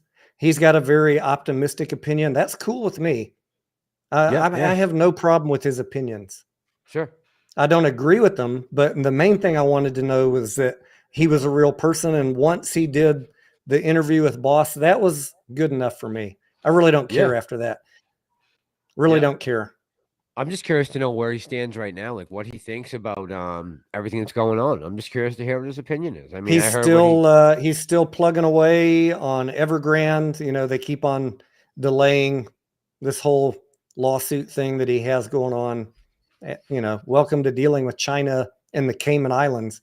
There's a reason that all these companies go through the Cayman Islands in Caymans. Right. Exactly. There's a reason why. Sub the Hoss. Good night, man. Have a good one. Yeah, that's unfortunate. I would like to get him on. I'd just like to hear his opinion, just because he's a seasoned guy that I would like to hear from in situations like that. But okay. Yeah. I mean, I would treat him with the same respect I treat any guest. It's never my intention to embarrass anyone, but I'm not gonna spoon feed them questions. I'm gonna ask them the questions that I want answered. Yeah. Someone asked. Go ahead. Let me just get this one in. It'll be real quick. Someone asked if APE could be delisted if it goes under $1 for, I think, 30 days. Then that is as far as I recall, that is the delisting criteria for NYSE. Could be wrong, but that's what I recall. You guys can fact check me on that. Did you happen to catch any of Bingham's stream last night by any chance? AMC Bingham's? I listened to one as I was going to sleep, but as I was listening to it, I think it was the one from like 3 nights ago. Oh, okay. You had the wrong one. I missed the first like 30 minutes of his first one. Okay. But as I was listening to it, it caught up to the point where I joined in. I was like, Okay. some of this sounds familiar. I do that sometimes, right? I do that sometimes. Is Al blocked? Nick said, I don't think Al is blocked for my channel. Definitely not my channel. Definitely not. Vic C said, hold is all I can do. Glad you are still here. Most YouTubers are bitching out and will bandwagon once AMC runs again. See, that's the thing. How do you you can't bandwagon if you own the stock. I don't understand how you fucking bandwagon AMC. You're either in it or you're not in it. You can't bandwagon it. It's not something you can just pick up and drop at your convenience. I mean, I guess you could, but that's one hell of a way to lose a lot of money fast. It's just by randomly just at the drop of a dime, selling your whole position and then buying back in again. I mean, I don't understand how people are just dropping all of this, are just able to come on and say, oh, I'm just dropping AMC. I'm done with AMC. Okay. All right. Well, then you should be done with it and move on, right? Just don't come back. There's no one needs you if you've left. It's crazy. Jersey Recycler said Highcroft should be getting a delisting notice from NASDAQ. If they stay under a buck, that is coming for Highcroft also. Yep. But then they'll have, what do they get? 180 days. And then they get a potential to protest that and, have another 180 days. So it'll be a long time before they have to do a reverse split, but they will get a warning. What happens to those call options when that happens? I'm not even sure. Do you know What, the a answer to reverse that? split? No. If Highcroft gets delisted. Well, I would assume they'd be worthless. Right. I don't know. Okay. I've never had call options on a stock that Okay. was getting delisted. I'm sure we have some examples we could probably, there's a certain point where if your price falls, they're not even supposed to offer options on it. Right. I would have to go look. It's not something I've spent a lot of time looking into. I might be able to let you know though, since I have Highcroft options expiring now in 2025. Yeah, I was just gonna say that's what I was asking about. I'm like, what happens to your 2025 $1 call? I guess I better figure it out. That's what I was just wondering. I'm like, didn't Tony just say he had $1 calls for 2025? Yeah, but I got a year for Highcroft to come up with some good news as far as I'm concerned. Okay. So. Okay. Yeah, I'm sure you do. And they were 35 cents. It's not like I spent a shit ton of money. I'm not buying $10,000 worth of Highcroft options. Someone just said in my chat, Steven, yeah, I guess you did butt heads with someone in the chat. I didn't ban you. One of the mods did. So, guys, if you can fix that or did ban Steve, I got no issues with him being on here. You know me. I don't like to delist anyone. All right, Tony, can you cover me for 1 sec? Yep. Thank you. Someone, let's see. Corbin says, if AMC announced they're going private, would it force, cover, and close? I've talked to people on Wall Street, Corbin, about that. I see on other tickers, I've seen that statement made many times. The company is going to go private, or this ticker is going to go private, and it's going to force the shorts to cover. So I asked someone on Wall Street, and he said 100% no, it does not force them to cover. Now, they will have to pay out in cash what they owe to the lender, but there's nothing that forces them to cover. Hopefully that answers your question.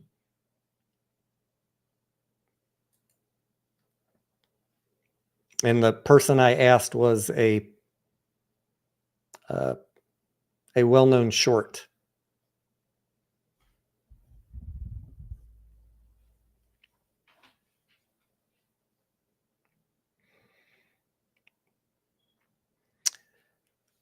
Ant asking Highcroft delisting, can it happen? If they stay under $1, they'll get a delisting notice. They'll get 180 days. Then they'll have a chance to ask for an extension for another 180 days. So yes, there could be a delisting notice come, but it's not any short term right now. I mean, as we get closer to it becoming a problem, I'm going to let you know. We're not going to be sitting here telling you, like on these other channels, just ignore it. It's going to be fine. We'll talk about it in reality as the dates come up, because none of us want to be holding an OTC stock, but we got a long way to go for that. All right, what is the bottom for the SPY within the 6 months if it gets below 300? Let me pull my SPY chart back up here. Hang on one sec.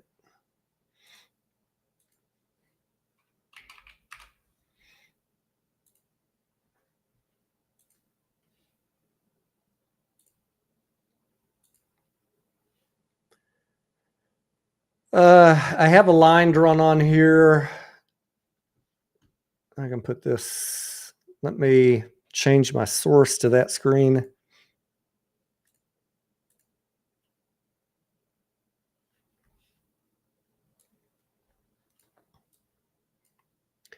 We've got the 200 moving average, and then we've got another support line that I put, which was basically just drawing out. It's not perfect, but along with the trend on the weekly chart. So these are kind of two levels that I'm looking at, that if we cross underneath either one of these, I would have some serious concerns, but these are where I think that we're headed. So the 200 EMA right now is at around 358. And then the support line that I have drawn is somewhere around 350. If we cross below that, then, I mean, we could go all the way. I mean, I don't know that we're in a situation like we were in 2020 where the economy's completely shutting down. So I don't really, in my world, I don't see us going back down to 210 or 280. Could it happen? Sure. But we're not like in a 2020 scenario where the government is shutting down all businesses. So that is a less likely scenario. But if we cross through 345 in the next few days, I don't know where it's going to stop.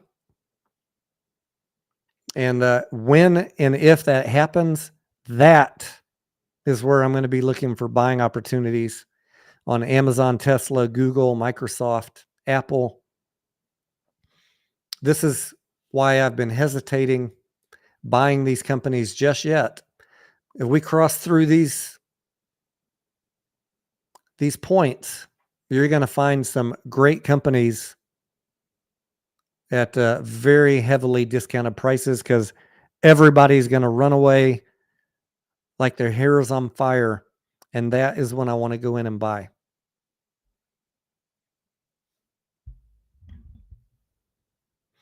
In the meantime, you know, if it doesn't get that bad, if we catch a bounce and we start coming back up, I might start dabbling in some of those stocks. But this is why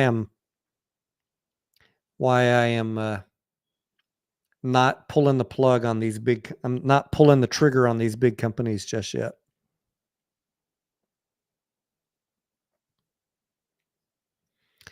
John's Day Trades. What's the difference between Highcroft and UAMY? I haven't looked at UAMY.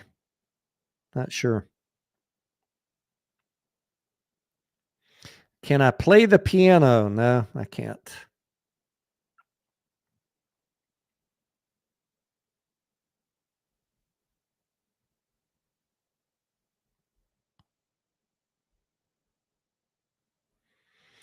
Harry Parrott talking about the $10 AMC and APE. I am not combining them.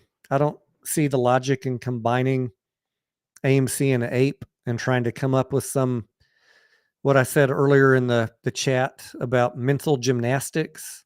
There is no combining stock prices, different tickers. to create a haircut. The price of AMC is under $10 and has been for a few weeks. That is that. If there was a haircut, it already happened at the middle of this month. I understand other people are saying something different. I just not on board with that, and that's fine. That's why you guys have different channels to listen to, and everyone's entitled to their own opinion. I got no hate for anybody. Steven says, nope, still blocked on Master Stream, about to unsubscribe. 2 years and been nothing but respectful. Ridiculous. Hey, have a little patience, Steven. Let them work it out. Steven, simmer down now. I'm going to go in and unblock you as soon as I can. If I try to go in right now and do that, my audio is going to cut out. I'm going to get pixelated, look like a devil, and everyone's going to get pissed off. So yeah, just give him till tomorrow, Steven. It's not like someone asked me if they were blocked yesterday, and I went on YouTube Studio and had to go into settings and look through all my people that are blocked. I have like 500 of these, the people that come in and spam crypto and porn sites. I have like 500 of them blocked. And after 500, you can't even see on YouTube who is blocked. They only show you 500. Yeah. So what you have to do, Master Lorian, I can show you, but you might need Steven to send you a link to his YouTube profile. Okay. If you go to his YouTube page, even if it doesn't have videos, right, he has a YouTube profile, right, with a URL. Okay. If you go on your phone to his profile, you can see if he's blocked or not. You can't even do it on your desktop. It's not easy, but we have ways. We have ways, Steven, to get you taken care of, but it's not always as easy as just like punching a one button. Yeah, if it was easy, Steven, I would do it right now. There's not an unblock button. Yeah, I'll do it, man, as soon as I can. You got my word on that. Not Super Steven. No. Free Steven. Free Steven. A guy I never blocked in the first place. Ay. Yeah, sorry about that, but we'll get you out of there as soon as I hang up with this. I'm actually gonna write it down just to make sure I don't forget. Waka's World says the short that I spoke with, how do they feel about AMC? Well, he's not a fan of AMC, but that, like I said, I have acquaintances and friends. Teddy Zane, for example, he's not a short, he's not a hedge fund guy, but he doesn't like AMC. I'm still friends with Teddy. I have no problem with people not agreeing with my opinion on something. If they still have some value that we can exchange, then I want to maintain that line of communication. New pen. Prometheus says, Tony, you had a parody account. Yeah, I have a few of them, Prometheus. If you guys ever see on Twitter a fake account, they will DM you and ask you, how's your trading going? Blah, blah, blah. I will never DM you on Twitter and ask you that. So if you're getting those messages, check the spelling of the Twitter handle. This one is at Tony_Denaro, Deanro. Report it. Because even if I report it, Twitter, they say they're hard on bots and shill accounts. It'll take them months, but the more of you that report it, the faster they'll get to it. Shirley and G said Steven Seibert is Coolio. Shirley, I think he's cool, right? We're saying he's a cool guy. Coolio's no longer with us. So unless he defected to the enemy, we'll get him. Someone said, Adrian says that I can see exactly. Okay, I'm going to find out everything when we get off here. Don't forget that. Lupe, how you doing tonight, Lupe? Good evening. I just got thrown on to the I just got thrown up big. Thanks, Tony. Coolio lives. Yes, he does. Coolio lives. Yes, surely if you're having conversations with me on Twitter, that's not me. Now, if you guys DM me and ask me a question, I do try and answer those as I can on Twitter. I'm not on Twitter a whole lot, but as I see them and as I have time, I try and answer most of those. Thoughts on GTII, Stefano? Hey, it's been on a great run,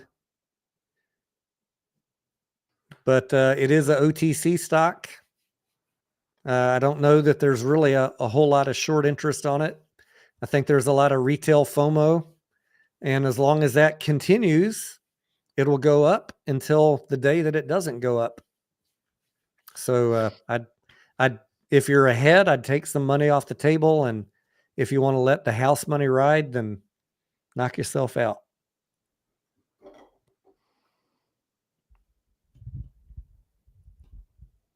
Did Massalorium freeze up? Oh, there he is. No. Just someone CSI just said who got hit with $1.8 billion in fines. I saw some headline about a bunch of brokers got like a dozen different banks on Wall Street. Yeah, they were using WhatsApp, they were using communication protocols that are not able to be recorded. Of course they are, right? We know they do this shit. They will always try and find ways around the rules, but they got caught. I haven't read all the specific. This was been going around in the background for months, right? I first heard about this 4, 5, 6 months ago, but the fines just got handed out. I was gonna say, I remember hearing about it in December of last year. Yeah. The fines just got handed out. So I don't recall, since it's been so long since I heard about it, but I would just guess, knowing the SEC, that this is something that they've been doing for the last few years, right? Mm-hmm. You know how the SEC moves at a turtle's pace. They probably started probably started using WhatsApp in 2018, and they're just now getting fined for it. Right. I remember hearing about this last winter. I know that this was brought up. So I guess those are just coming across the board right now. And that would make sense as to why we're seeing it at this moment. Make no mistake. These guys are milking the system, screwing us over, knowingly doing stuff they know they're not supposed to do. And that is why I think that as retail investors, we should not stop being quiet. No, not for a second. Not for a goddamn second. No, absolutely not. We're still, listen, at the end of the day, we're still battling for a fair market. With this play, with everything we do, with every live stream, with every upload, with every penny I spend on this channel, it is still in a battle to the end with these guys on leveling out the playing field. And for me, this has become much more than just a play on AMC and getting paid. This is a battle for a fairer market, getting back to supply and demand, getting rid of payment for order flow. There's a million things. And whether that's going to take an act of Congress, like they say as a joke, but like literally that's what we need, whatever it takes, I'm in there for the long haul. And the same with holding my shares. All that's part of the war that I'm trying to wage right now. It's a good versus evil thing in my book. So I was thinking about that the other day. It makes me so mad knowing that they know all the rules. I mean, this is their job, right?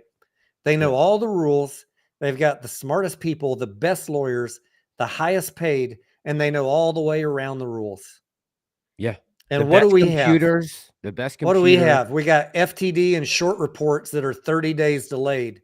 We got jack shit. We got nobody in our corner. We got the SEC saying they're in our corner and then making commercials against us. We got nobody except our own wits. Right. And that is why I say, play it smart, and to a certain extent, play the game they're playing also, at least with some of your money. Yep. Like you want to play AVCTs and GTIIs, great. But recognize that there's probably some hedge fund fuck pushing that GTII thing to certain YouTubers to get them to pump it to take your money. They're just waiting for the trap to get big enough to spring it. Yep. And listen, So the longer we stay on here, the longer we continue up with this fight, the more attention we'll continue to bring for it. And in everyone who's out there holding with us, thank you, because without all of you guys, then there will be no fight. There will be no screaming out for a more fair market. And look, they have been in siphoning off money. This government has been siphoning money off the middle class for the better part of the last 2 decades. Going all the way back to, and I hate to bring this up, but going all the way back to September 10th of 2021, the day before 9/11, when Donald Rumsfeld walked out into a stage and said the Pentagon cannot account for $2.3 trillion. And then the next day we were hit by 4 airplanes.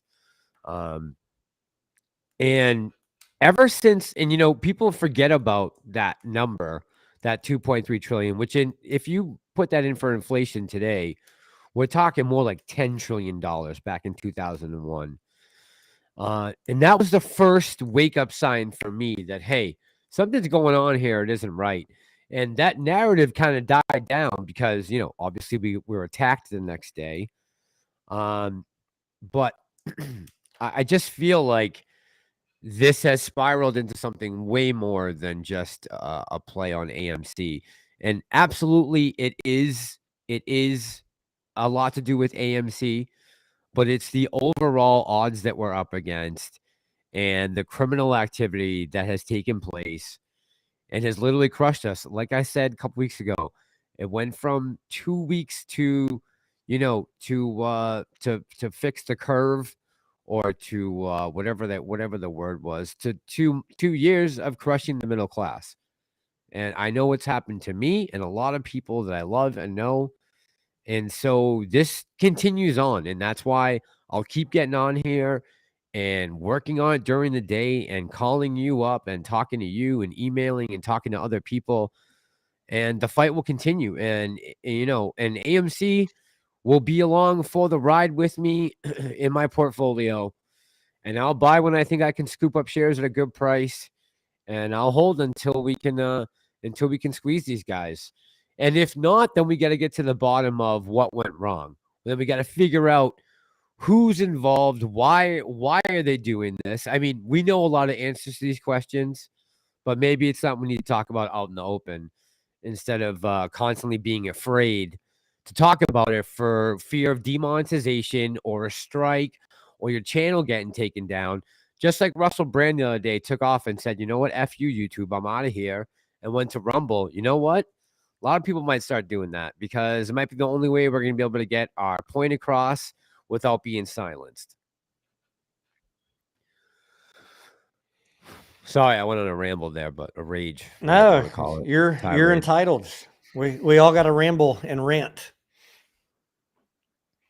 One thing I was thinking about that made me really mad the other night as I was getting ready to go to sleep, I was just thinking of all these headlines, and you guys have all seen them.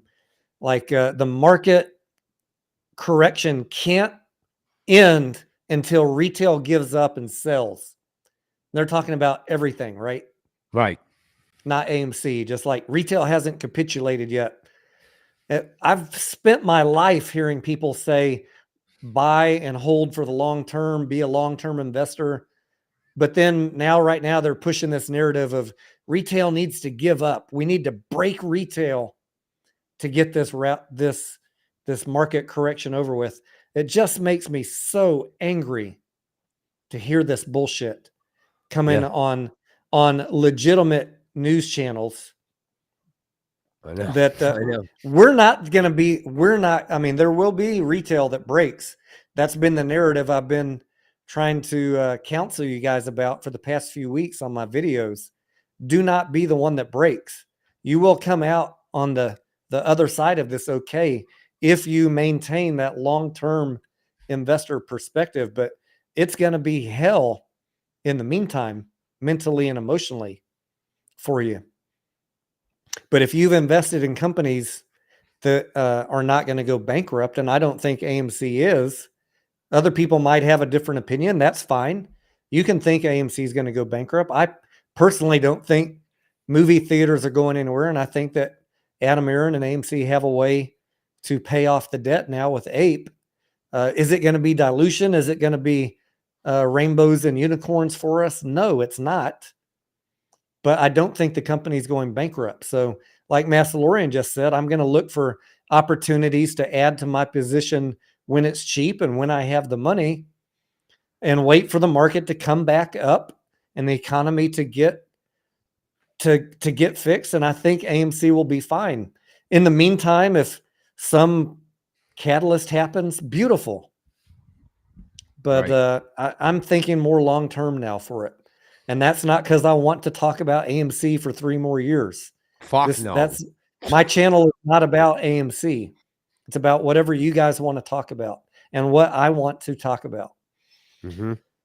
And we've already had this conversation 100 times. If I wanted my channel to be about AMC, I'd put out 10 videos a day under the lamppost talking nonsense like the dude up in New York. I gotta say, I make videos when I have something to say about what I want to talk about.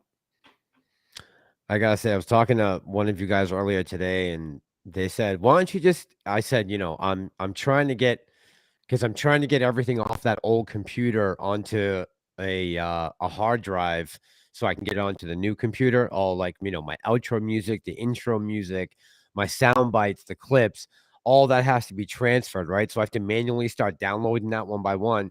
Someone said, "Why don't you just jump on and make a video on your phone?" And I was like, you know, I could do that. I could just jump on, start making videos on my phone and not have gone through all of this that I've gone through. But I feel like it's so important what we're doing. And someone just said in the comments, I'm sorry who it was, but someone said, "Mass, yeah, but the community is splintered." I mean, the community is no longer together. I think we're splintered right now. I think some people have sold off and some people have left, but there's still a good chunk of people. And I'm interested to see what the new numbers are, but I still think a lot of people are in this playing in it for the long haul, no matter what's going to happen over the next couple months. And like I said, I still think I see a bullish scenario happening in this market before the midterms. And I think this week was a little bit of a fake out, but we'll see. We'll see. I think it's a little early, but at some point, and especially heading up towards November, I still think we'll see a bull run. And if that unknown catalyst comes in the meantime, then so be it. We'll be here ready for it. And I already have my shares and I'm not worried about it, right? I've always said since August 31st that I would reevaluate my position if the time came. And really nothing for me has changed too much, except that, you know, a lot of things I see are getting better for this actual company. I think that the positive news on Highcroft doesn't hurt it. Any type of news we're getting out of there that's good is bullish for AMC. I know Q3 numbers are going to stink, but Q4 could be amazing. So, you know why the community is splintered? Why? Because we have people that are come to the realization that this might be a long-term play now, as painful as that realization is. And then we still have people saying that it's going to mow ass tomorrow. Right. That's an issue. That's an issue. I mean, that will create a splinter, right? I mean, yeah. I cannot have a conversation with people that are saying that it's going to mow ass tomorrow because of blah, blah, blah, blah, blah. Or it's just like, we can still be friends. We all have the same goal, but I can't have a conversation with them because they're not living in a world of reality. Like every day that what they predicted doesn't happen, they spend a few days and come up with something new. It's like you guys are literally creating your own fiction just to keep yourself pumped up. And that's cool if that's what you need to do. But I'd suggest just like easing back and relaxing into the fact that if you think the company is not going bankrupt, that can be an okay conviction. And if all the other stuff happens, well, that's a bonus then. Right. If I thought AMC was going bankrupt, I would not hold it, period, at this point. No I'll tell way. you straight up. I would be gonzo. That money would be in any other stock right now. Any other stock. Yep. No way would I still be holding. All the short squeeze catalysts, those, none of them worked. People are coming up with fantasy theories right now to keep themselves mentally motivated. I do not believe in any of the nonsense that's on Twitter or Reddit. It'd be great. It'd be great if it happens. It'd be great, right? I hope it does. But I'm in it now, to give Adam Aaron a chance to fix the company. And it's not going to $100,000 or $1 million per share. But I still think that once the shorts are convinced that they made a bad bet, that the price will go up higher than I paid for it. Yes. Yes. Not going bankrupt. No chance. I mean, there's always a chance, right? If they steer the ship into the rocks.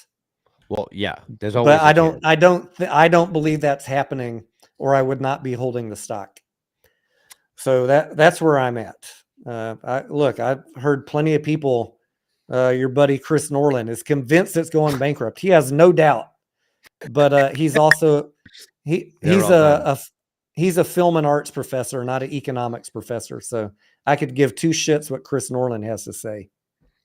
Yeah, absolutely. I'm not going to buy this stock because of Chris Norland. Neither will I sell the stock because of Chris Norland. He's not going to get me to do either. So I bought the stock because I believed in AMC, and I eventually bought it because I believed in the community, and I started to believe in the CEO. Now, the community still has not let me down. And, I get it. I know a lot of YouTubers are burnt out right now. And look, we're all burnt out from talking about AMC, no doubt about it. I mean, God, if I had a nickel, I wouldn't need my shares, right? For every time I said AMC in the last year and a half. But regardless of that fact, the show goes on, right? Every day we wake up, the market's there, and Ape and AMC are there, and they're ticking along. So you're either on for the ride or you get off the train.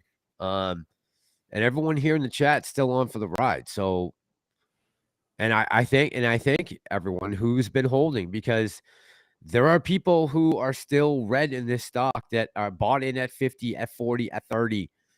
And, we're holding out to try to get back around up and past those numbers so you guys can get profitable, not just, the guys like us who got in earlier back in 2021. It's a matter now of holding for other people to come back around and pick them up. So just hang on, guys. If you can, hang on. Eugene says, so why hold instead of trading AMC? You can do what you want, Eugene. There have been days, every 3 months or so where these stocks run based on no news. So I don't want to be out of it on that. That's just my personal decision. You guys do what you want. We've seen it happen. I'm not here to give anyone financial advice. You do what you want. I'm just talking about what I'm doing.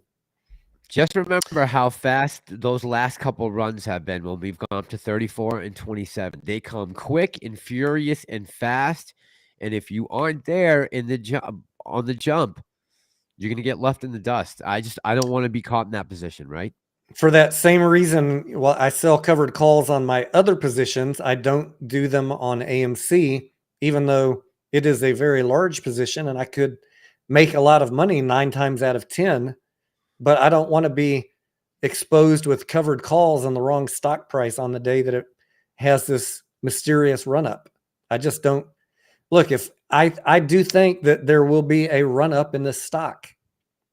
And if I think that, I would be foolish to sell covered calls on it. That's just my opinion, though. Yep.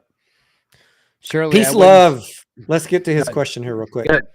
Why are most YouTubers was talking about long-term in terms of AMC, APE is the pouncer. It's not whatever happens to AMC will happen by Q1. I think really peace, love. I mean, that is a good question. And I see lots of debate on different channels, both for AMC and against it. People making fun of the pounce on Twitter. I think it really depends on, in your mind, what you define as the pounce. And in Adam Aaron's mind, what he defines as the pounce. And those two may not be matching up. I think, I'm trying to put myself in Adam Aaron's mind. His idea of a pounce might not be what the most hardcore AMC hype ape thinks a pounce is. You want a pounce to say, mow ass tomorrow.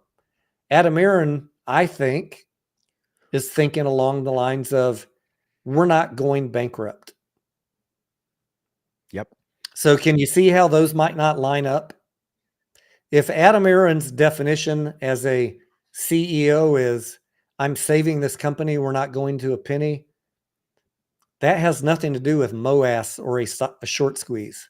Correct. For him, that could be the pounce. And so you have to accept that there might be multiple definitions, and you might have given the word pounce a meaning that he did not intend for it to be. That's just my thoughts. What do you think, Mess? No, I agree with you. I agree with you 100%. And I think that, I think that AMC in Q1, when we see the Q4 numbers next April, and I know that seems like a long way away, but you're going to wake up tomorrow and it's going to be April 1st. Let's not kid ourselves. How fast has it seems like yesterday that run up happened in June, honestly. And I know a lot's happened in between then, but we're gonna wake up tomorrow. It's gonna be April 1st, and in reality, most of us are still gonna probably be here because we've kind of turned into long-term shareholders now. And I got into this for a squeeze play, and I definitely saw it squeeze back in January of last year. Then I saw it squeeze again in June. I've seen it squeeze a couple times. I haven't seen it squeeze to the numbers that I'm looking for. Right? I got into this for more money than I've seen the numbers go to. And we may not get back there again. I don't know. I have no clue what's going to happen in the market. But I'm buying my shares and I'm holding my shares based on the thesis that this will still happen. And you want to answer that question about the current business model? Yep. Sure. Let's hit all the hard questions tonight, right? I look at any company, every single company, I look at their financial statements to determine if the business model is sustainable. What is the basis of sustainable? It is either positive earnings showing that you're making a profit, or enough cash in the bank to burn until you get to positive earnings, right? Yes.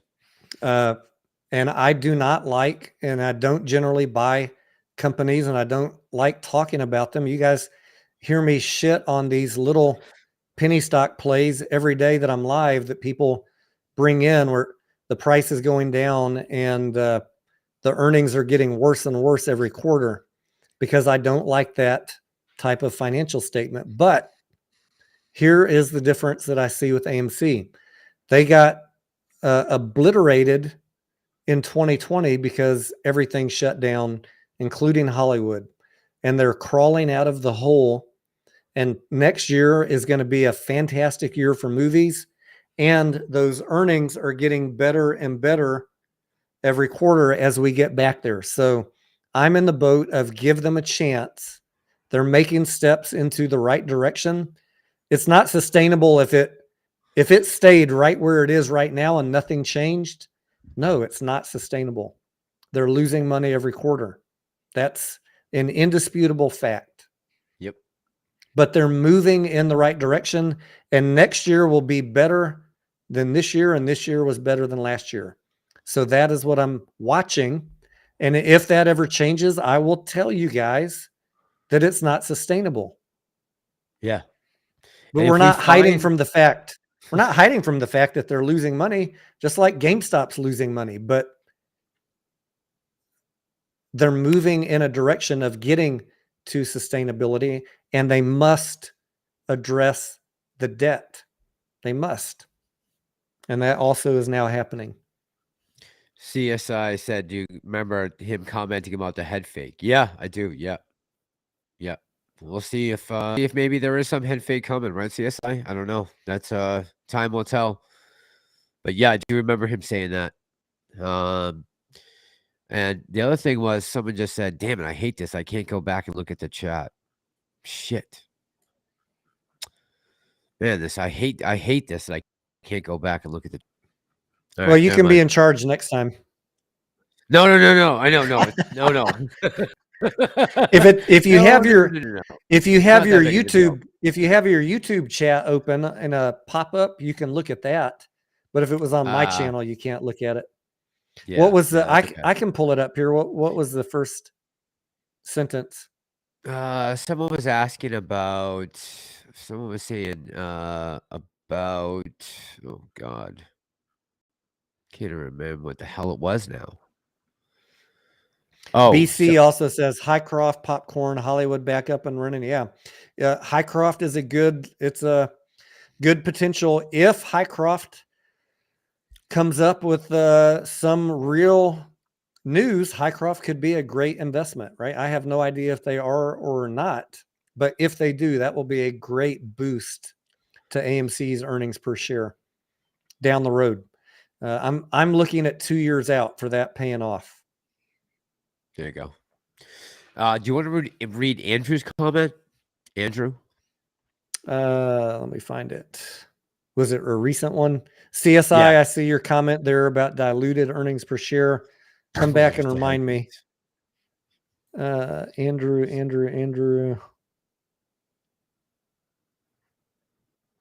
The pounce was ape. Is that it? Yeah, that one. Yep, that's it. If it didn't get halted day one, price most likely would have been $10 to $12. Conservative, if he sold at that price, AMC debt free. Now, I mean, all those halts that we had were all legitimate halts that day, correct? They were all on the way down too, weren't they? Yeah, from what I remember. Didn't get halted on the way up. I don't remember. I mean, it opened at $6 or $7. It popped up to 10 real quick, and then we know there had been many people pre-programming everybody to sell, right? Mm-hmm. Do you remember one or two YouTubers telling people to get out of ape? Yes. I think a lot of people took that to heart. A lot of people immediately thought the best thing to do would be to sell. And I mean, look, if you sold at $7 or $10, yeah, in retrospect, seeing that we're at $3 or $2.90, that is probably, in the moment, that was a good decision. But you also obliterated ape by doing that. Alan, I think Against All Odds is definitely going to be turned into a screenplay. 100%.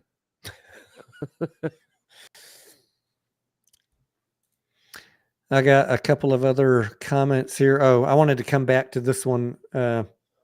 This is a really good tinfoil hat. I had to connect a couple dots here and read the whole thing before at first, when I read the first sentence, I was like, no. But then I got all the way through. I was like, do you guys think the government wants the squeeze to happen and bankrupt the hedge funds, then blame retail for collapsing the economy and instituting the digital dollar? The digital dollar, man, it's a great plan. That's a lot of rock skips across the pond.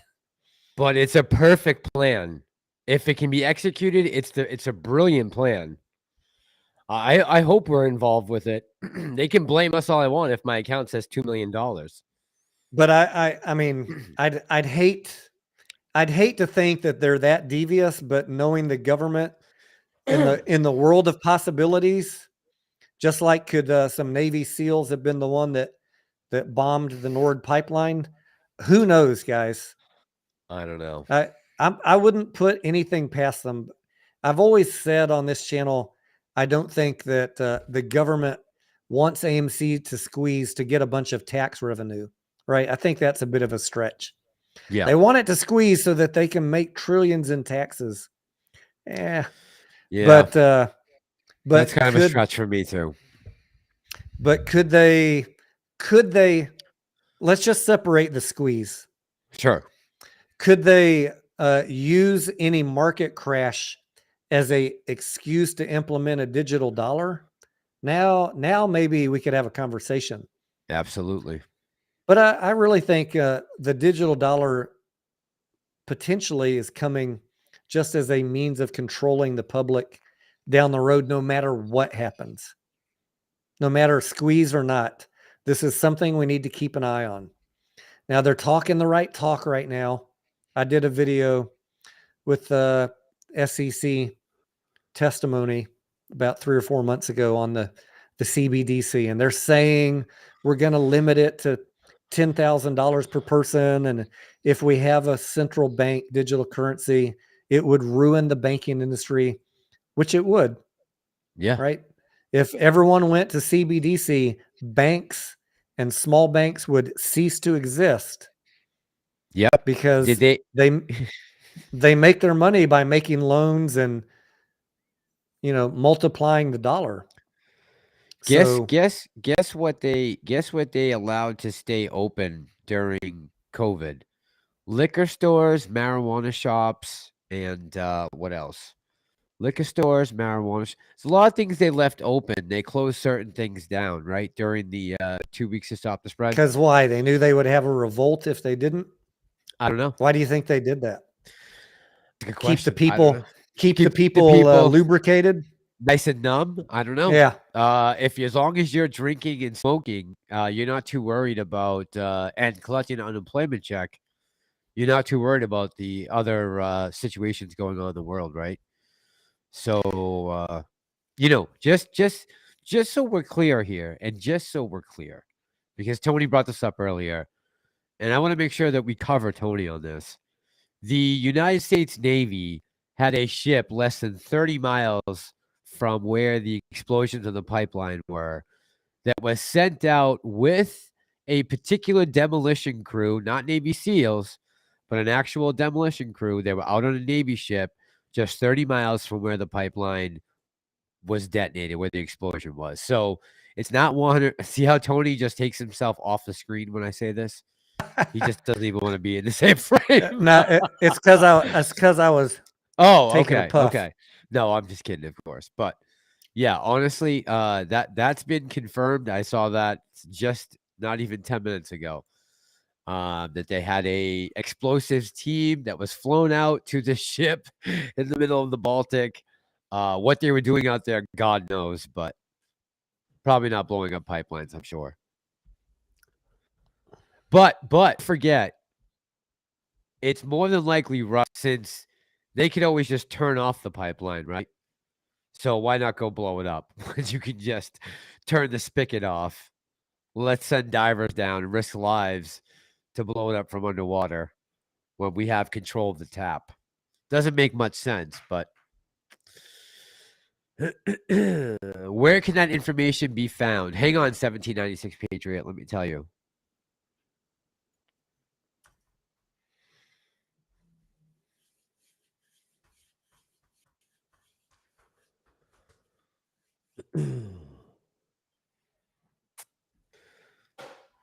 Oh, they already deleted his tweet, I guess. So if you go over to Jackson Hinkle's Twitter, at Jackson Hinkle. Let's see. I wonder if they had to take it down. Can't be that fast because he just reported on it this afternoon. Yeah, I saw someone talking about that, but I haven't seen any like confirmations of it. So yep, find some confirmation on that. Give me 1 second. Sufyan is asking about you can diluted. continue on, but yeah, Sufyan is asking a question about diluted earnings per share. I talked about this when I did my Meet Kevin response to selling Ape. Why you're not going to avoid dilution if you move all your money from Ape into AMC. The Ape, as we know, will be additional shares. That will be on the denominator of this formula here. So the earnings for AMC will be the average shares, AMC plus the dilutive shares, the preferred stock shares, APE. And you will have diluted earnings per share. So all right. So you want me to run this down? yeah. I mean, do you have did you find it? Yeah. So let's see. Let's see. Okay. So first of all, let's get earthquakes out of the way. It wasn't anything like that. This was several well-targeted and massive explosions. According to a Swedish seismologist on Tuesday, he is certain this activity detected at the site of the Nord Stream pipeline in the Baltic Sea was caused by explosions, not an earthquake. Also, the ship here. Okay, so Rear Admiral John Minomi, commander of the Expeditionary Strike Group 2J, also noted that they had mine countermeasure operations taking place in this vicinity. This task group is called the Baltops, which is a Baltic Sea region mine countermeasure task group, the U.S. Navy from the Big Fleet. And they were there on the USS Kearsarge, which is being escorted by 2 other ships that took part in NATO maneuvers just off of the Scandinavian coast in the Baltic Sea. So, there you go. I don't know if that proves the United States did it, but I mean, that seems very coincidental that you had these ships right in the same area with these particular people on board. Who was the owner of those ships? The United States. So it's the USS Kearsarge, which were being escorted by the landing ships USS Arlington and USS Gunston Hall. They were taking part in those NATO maneuvers right outside of where this happened. I've watched some fascinating videos about Navy SEALs training and these little submersible vehicles they have. You know, it's like an underwater motorcycle. Yeah, someone's They talking can about that. they can go a long way quickly. Yes, someone's talking about that. 40 miles away is a long swim.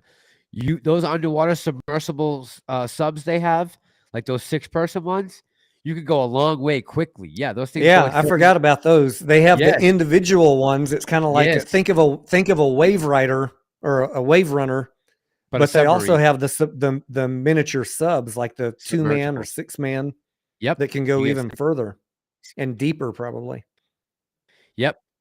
Radek Sikorsky, MEP, retweeted Russian passport found floating in bubbles. I'm sure they did. I'm sure they found lots of Russian passports floating in the bubbles. Because, of course, the Russians blew themselves up after they blew up the pipeline, right? Oh, boy. Why not? Oh, God. All right. I'm going to stop with the conspiracy theories, but that has been confirmed. I just wanted to report. They are out there conducting operations just 30 miles from where this happened. Just happened. Oh, boy. Again, why would Russia not just turn off the spigot? They have control of the pipelines in Russia. If they don't want the oil to go to Germany, all they have to do is turn the ball valve and it shuts it off. There's no need to send anyone down to blow it up. By the way, thanks to whoever did that as we fight global warming. Thanks for releasing all that methane. I got a reminder from MC that it's 5 o'clock somewhere. Thank you, MC. I'm going to have a shot from my buddy MC. Yes, Mr. MC. Always got to do a shot for MC. When I showed Scarlett these shot glasses, she's like, holy shit, that is a big ass glass. These are like 2 ounces. It's nice though. By the way, this is, have you ever seen this before? The flaming. No. Is that tequila?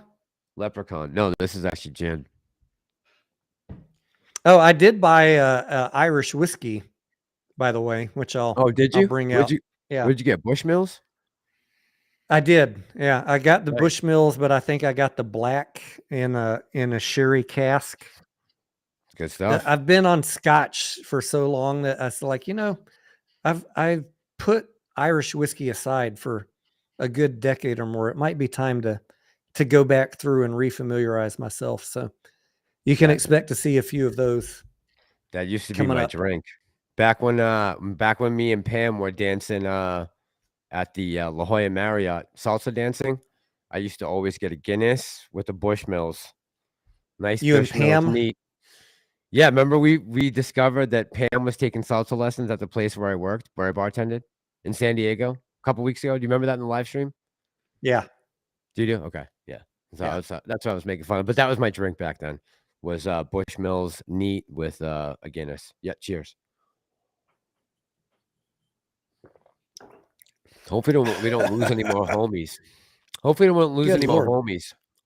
Yeah, all shots tonight are dedicated to those who we have lost along the way. And I know we have lost some people.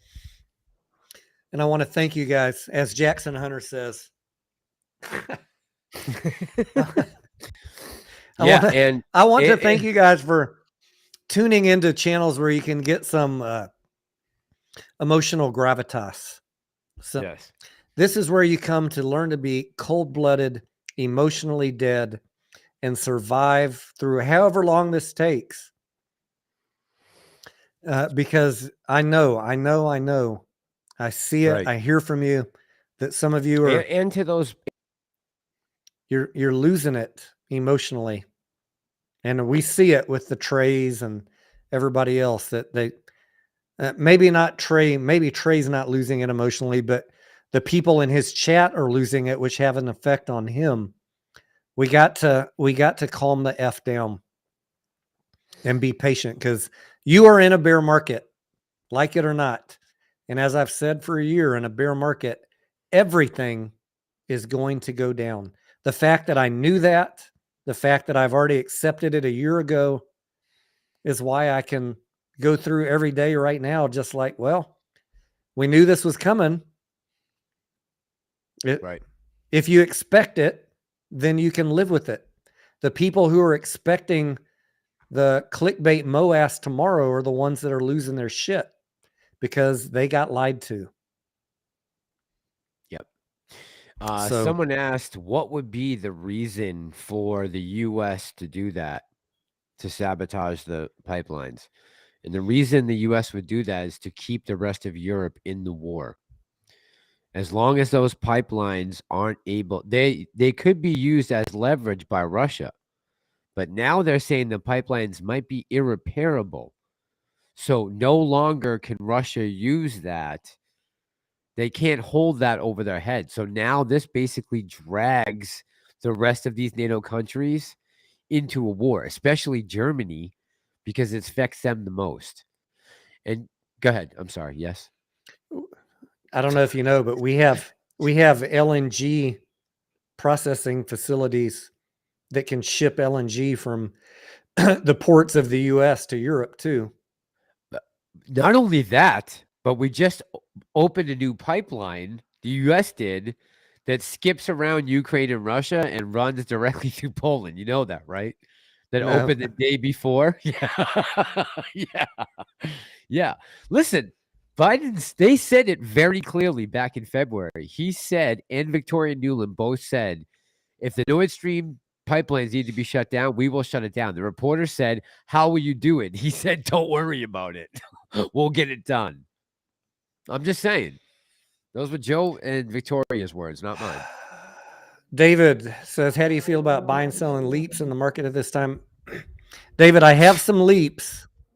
That I've talked about on Royal Caribbean, and I forgot about those. You're still praying. You're still praying on I those opened puppies, up. huh? I opened up my Fidelity account today because I was doing a little test for Casey Shaw Just to about look. buying on directed trade less than 100 shares, which, by the way, I was able to do. on Fidelity Active Trader Pro, and I'll get back to the leaps. Fidelity Active Trader Pro on my account today, I directed 10 shares and got immediate fulfillment on AMC, on XNYS, that's the New York Stock Exchange. And someone had just said on Casey Shaw that they were not able to buy APE on IEX. So right after that, I changed my directed trade to IEX and I bought 5 shares of APE. So I read this on Reddit a year ago that you couldn't buy on Fidelity or on XNYS, the New York Stock Exchange, under 100 shares. Guys, Yes. I've been doing it. I've been doing it for a year. Sometimes I buy 100 shares. Sometimes I buy less. I've never once got a message that I couldn't buy because it was less than 100. So I don't know about people that are experiencing that. I'm not saying they're wrong. I'm just saying I've never experienced that. And I have my default set to XNYS. And I've never once got my trade rejected because it was less than 100 shares. Now, getting back to buying or selling leaps, I am down thousands of dollars on my Royal Caribbean leaps, which expire in January. At this point, that's probably going to be a total loss. Yeah. You want to laugh at me for having a loss? No, but no, I know some people do. Like I know some of the people in the chat are just they want to hear about my losses. He never talks about his losses. Well, I never talk about it except in VIP. I'll post it, but in my Discord. But I'll just tell you right now, those Royal Caribbean leaps on my Fidelity account, if I remember correctly today, as I was glancing while I was trying to do the trade on APE and AMC, I think it said they were worth $138. I mean, I almost could have bought Scarlett a car with those leaps. Man. So how do I feel about buying and selling leaps? Not too great. Not too great. Yeah. I was expecting that cruise lines would be back in full, by 2023, cruise lines would be back in full swing. But who knew that we were going to have an extended bear market this bad? Yeah. I didn't think it would be this bad this long. Yeah. So it is what it is, guys. Look, I've made money on plenty of other plays.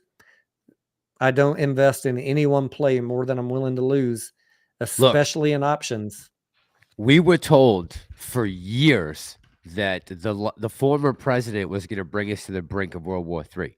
We were told for years that we had to watch out because he was crazy and he has the nuke codes and he's going to get us into trouble and we're going to be at war. And now here we are in 2022. And guess what? It's actually the reverse of what we thought. We're closer to World War III right now than we ever have been. We're closer to nuclear war than we ever have been. Also, the inflation in the economy is effed right now, and that all happened since 2020. And I'm not blaming the current administration. I understand that COVID had a lot to do with it, of why we are feeling the pain that we're feeling right now.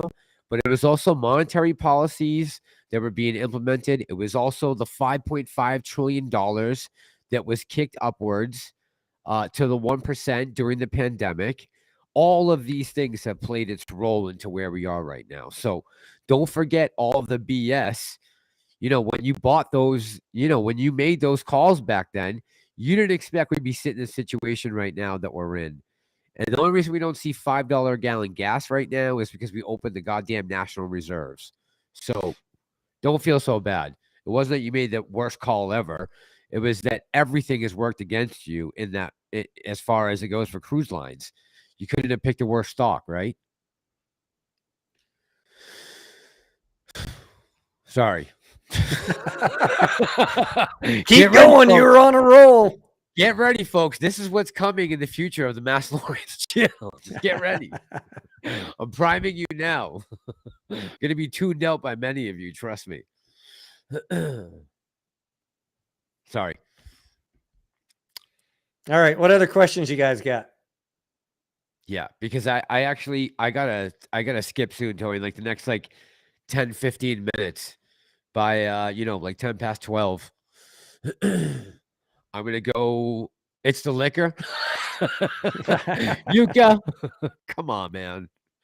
It's the liquor. It's just the liquor talking. I know, seriously.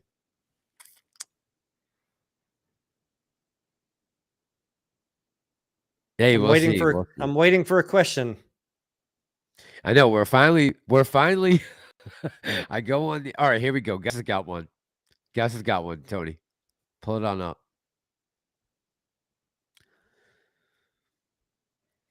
How much do you think Ape will drop after Adam Aaron dilutes? I was going to buy more, but knowing his intention, why the hell would I buy knowing it can tank at any time? Gus, that is a good question. I talked about that earlier because they were asking me that in the Discord. Today, I bought Ape at $3. I bought Highcroft 2025 $1 calls. And I bought, what else did I? Oh, AMC $8 strikes for March. And they said, Tony, in the Discord, they said, why are you buying Ape if you think that dilution is going to drop the price? And I do think that dilution is going to drop the price, but I don't know if right now, I don't know if the price is going down because of dilution. I think dilution's happening right now. When the company put out the press release, that's your heads up that they're going to start selling Ape. Right. So there will be Ape being sold. I think, my opinion, I have no way to verify this until the next 10Q or the next press release, but I think every day Ape is being sold. I think that that will provide constant downward price pressure. And I think on top of that, we've got bear market bad news. So yes, Ape will go down. But I don't know where the bottom is. Is it $3? Is it $2.50? Is it $2? I don't know. Right. So I'm buying a little bit to the point where I feel comfortable with. If it goes to $2.50, that's my next buy-in point. I bought at $3 today. I'm averaging down, and as it goes down, I'm increasing the size of my buy. You know what I'm saying? You got a dollar amount that you're willing to spend. As the price drops, you can increase the amount of shares. So I'm averaging down my position. Yep. And I'm increasing the quantity. And shares. One day when the dilution's over or the market decides to go up, then I think I'll be okay. But I'm not going crazy. Look, I went crazy buying AMC as it was running up. I'm actually doing the opposite now. I'm buying it as it goes down because I've seen what happens with these stocks. So when they run up, I've got my original AMC, my original Ape that I'm holding for a squeeze. These Ape that I'm adding, just like Highcroft, just like GME, these for me are trading right. Based on momentum. If we get a run up, whatever I'm adding since August 22nd, I will sell on a run up. That doesn't mean I'm selling my entire Ape and AMC. I'm just trying to use what I've learned about the cycles of this stock to make money. Yes. We've seen it, guys, right? The core position that I have is going to be held for, is going to be held for, whatever run up happens. But look, it's just one more trade for me, these new Ape that I'm adding. And I think that Ape is ultimately going to be valued the same as AMC at some point. But right now, yes.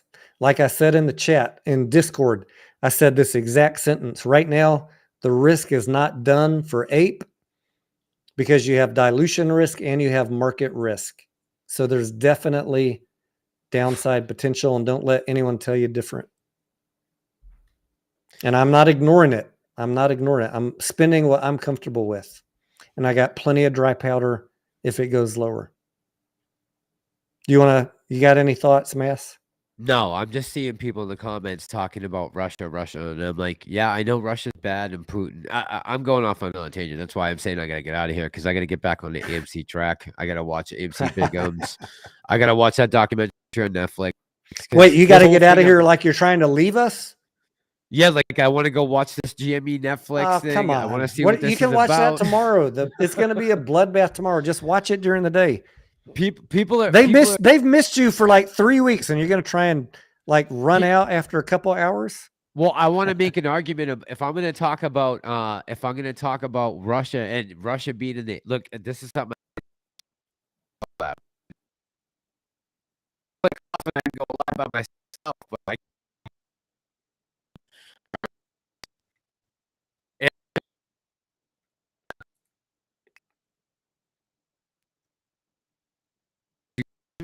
You're breaking up.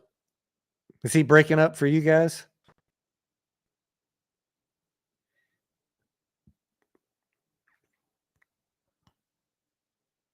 He's trying to do that. When you're on the phone with your girlfriend or your wife and you're like, "Hey, honey, you're breaking up." Yeah. No. You guys have never done that. I can't hear you. Bloop. Sorry, the call disconnected. Massalorian, look at him. James says, what's your opinion of AMC Bigum's theory on everything that's happened with Phase 6 and his other theories? James, Bigums does good DD on these stuff. Phase 6, he knows way more about it than I do. I let him talk about that. I try not to look. I would have to spend weeks to get up to speed on Phase 6 to the level that he's at. So my comments on it are, I'm just going to say, I hope he's right, but I'm not basing any of my decisions based on anybody else due diligence. And if he's correct, we're going to be so fucking rich.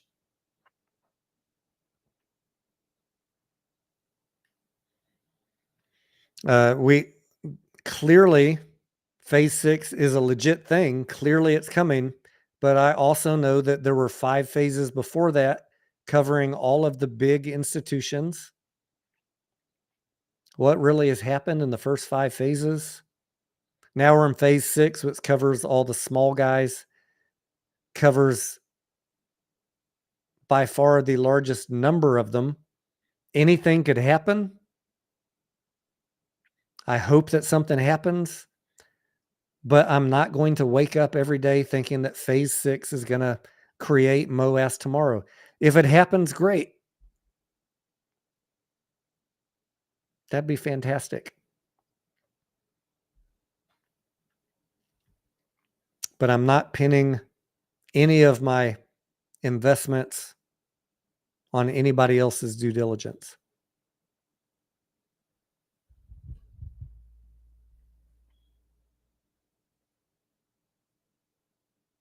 Yeah, Massalorian said Russia and the pipeline too many times and YouTube shorted his channel. He's probably been banned for a week now.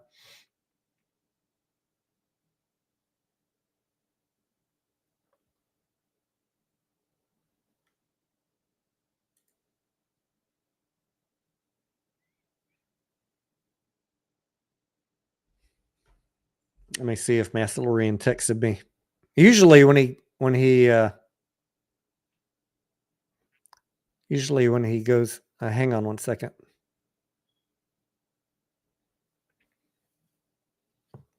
Hello. Hey, I just totally lost all internet. I have no idea why I have no internet. I'm trying to reconnect. The government sent an EMP right to your place. All right. Okay.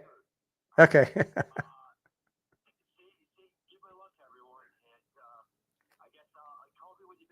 Okay. Bye.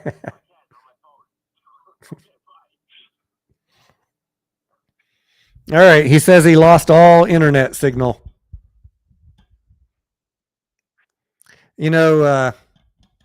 in my military training,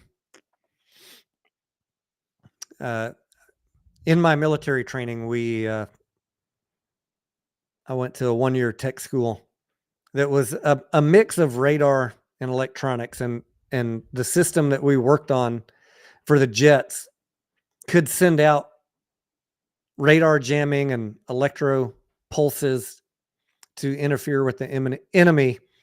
So we used to dream up systems where if a police car was shooting radar at you, that you could manipulate the radar signal and either jam it on the way back or tell it an incorrect number for your speed, like you're going 55. So I've always been fascinated by radar jamming and electromagnetic pulses. I think they took Massalorian out. He talked too much truth about the pipeline in the Baltic Sea.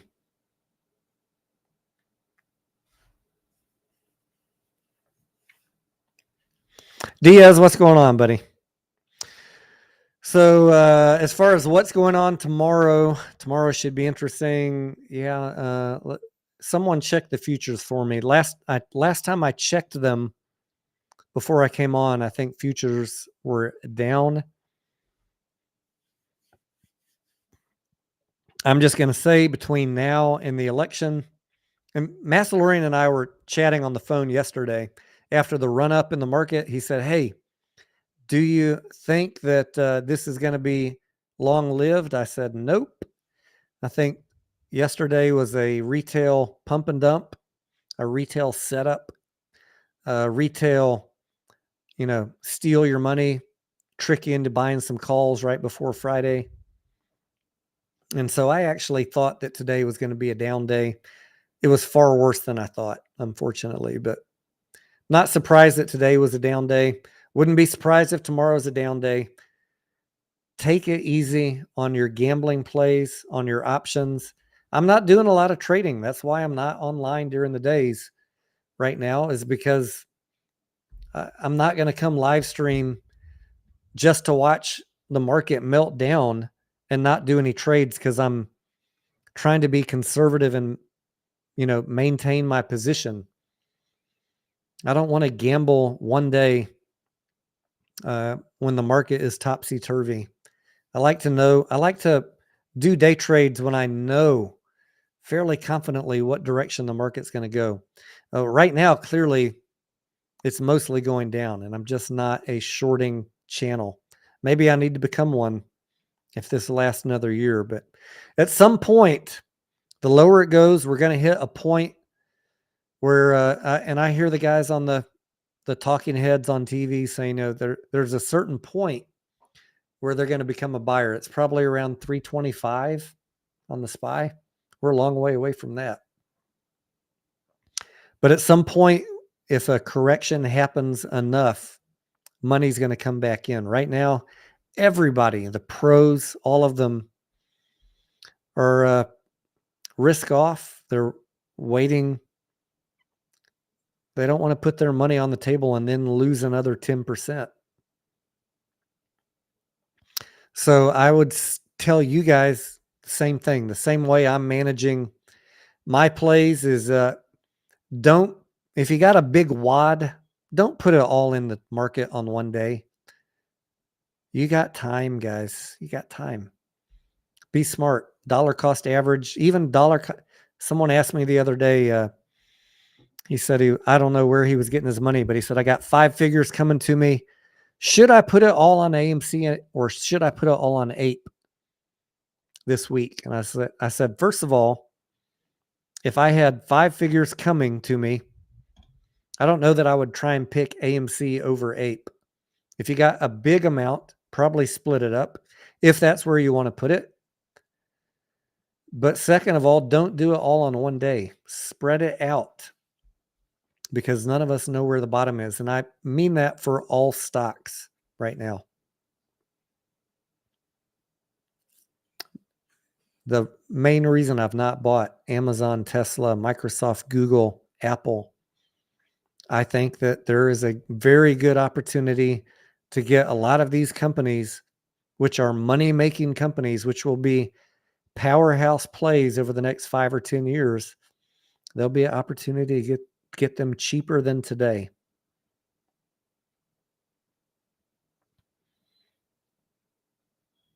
Eric says, where did you get the glasses? Amazon.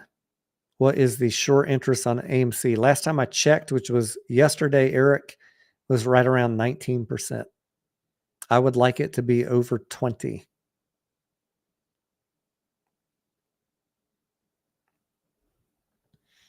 As far as where to buy shit. Someone was asking me about this in the oops, that's not the channel. That's not the screen I wanted to share. Let me put it on the stock screen. This one.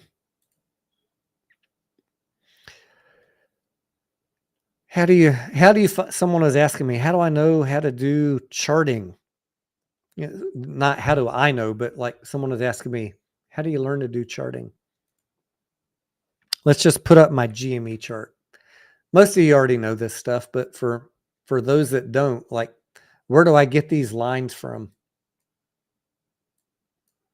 It's very simple, guys. Like when you're looking at short-term and long-term resistance points or support, just look back at a chart over, it depends if you're day trading or long-term trading.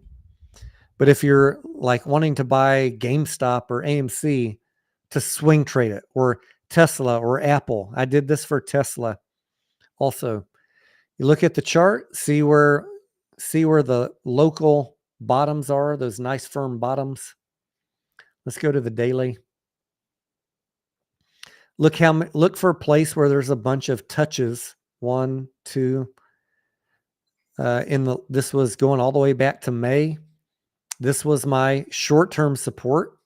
And then long-term support on GameStop was where the touches were lower than that. So the support for GameStop is somewhere in between here. I bought at 28 with half my dry powder. And that was on September 9th. So we went all the way down almost to the long-term support and came back up.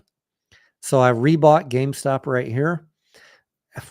I mean, these lines have been drawn here for months, but isn't it funny how we bounced right off of that, came back down, and now I'm kind of in no man's land waiting to see where it goes. I'm happy to buy GameStop anywhere in between these because I know the upside is up here in the $30, $40 range. If I'm patient, 1, 2, 3, 6 months. But right now, since we're kind of floundering around, I'm going to wait and see if GameStop tests 22. Could even go down to 19 on the wick, but 22 seems like a good, reasonable spot. 20 maybe. This is all you do. And on resistance, you look at the top of these candles. You draw a line. Where is it having the bounces? All of these things have patterns. This chart reading is really that simple. You can look at other things like moving averages, the 200-day. If you're looking at long-term charts, you might want to look at it. Short-term chart, a 13 and a 48. Ever heard that before? And if you're looking at day trading, you might even look at smaller moving averages than 13 and 48. I'll see if I can do a video for you guys on this, but it really is that simple. Just look for where things are bouncing. You can see it. It's very obvious. There's no real magic to it.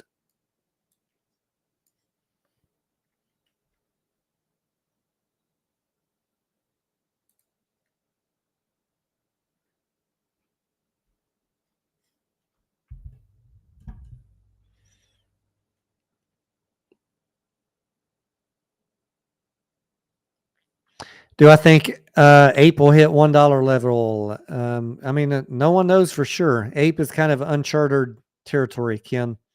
Look, let's pull up the AMC chart here real quick.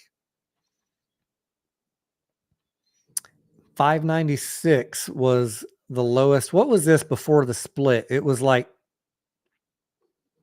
someone help me remember. Was it $9? $7? What was the lowest we got before the split? This is a split adjusted price.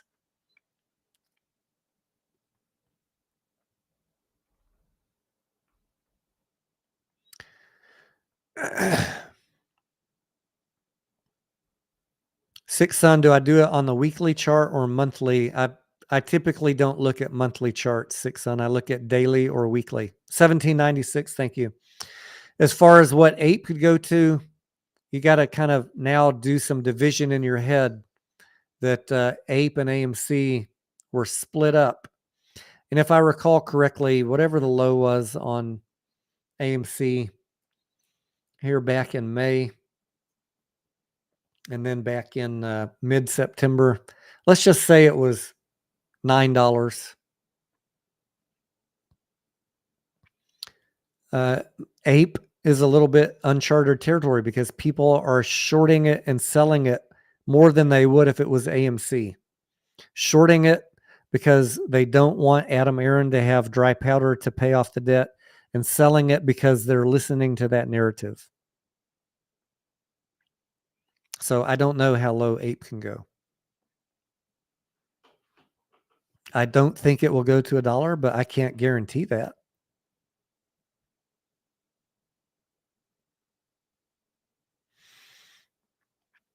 Edward says you're still low on GME. It's $19. That was the low. Yeah. Yeah, it was the low on the candle. Julie, thank you. Appreciate you. Thanks for helping keep the bills paid here. 1940 was the low on GameStop. But that was the bottom wick, if I'm not mistaken. No, that was almost the bottom of this candle. The wick was a little bit lower. 1955, 1940. I mean, if I buy GameStop at 1950 or 1940 or $19, that is irrelevant to me if I think it's going to bounce back up to 30 or 40, right? We're not going to try and be penny wise and pound foolish. I just don't want to buy it at 30 if it's going to 19, you know? I want to be smart about where I'm buying. So I bought a little bit at 28 and change, and I'm going to put the rest of my GameStop profits to play once I know for sure what direction this is heading. And that is really dependent on what direction the market is heading.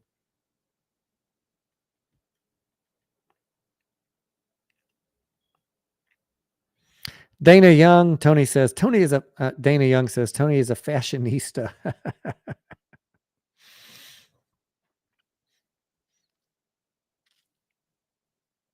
I'm going to start wearing these when Scarlett and I go out to brunch, Dana. Just to make her squirm out of embarrassment. AVCT stock split article, not real. Okay. I heard the same thing on EVFM. It's not real, guys. It's not going to happen. You guys can delude yourself all you want.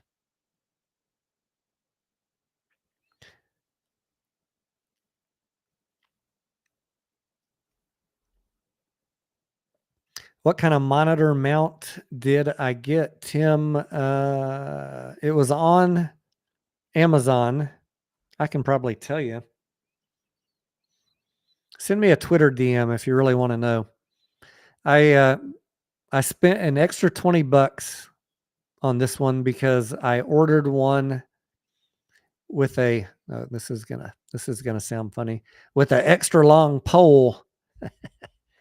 I needed a little bit of room. The normal poles for mounting two monitors are about 18 inches. This one's probably about 24. because I wanted some extra flexibility to where to mount my camera. Camera's right here, the pole's right here, the monitors are right here. So I purposely ordered one where I had some flexibility on where to mount the camera, or maybe even to lift these monitors up and put a camera in between them. And I was looking at a 4-monitor mount, and then I was like, why am I going to spend all that extra money? I don't need 4 monitors off the table. So I saved myself a considerable amount by just getting a 2-monitor mount. So the top 2 are lifted and the bottom 2 are just sitting on the desk. Little cost-saving tip for you guys.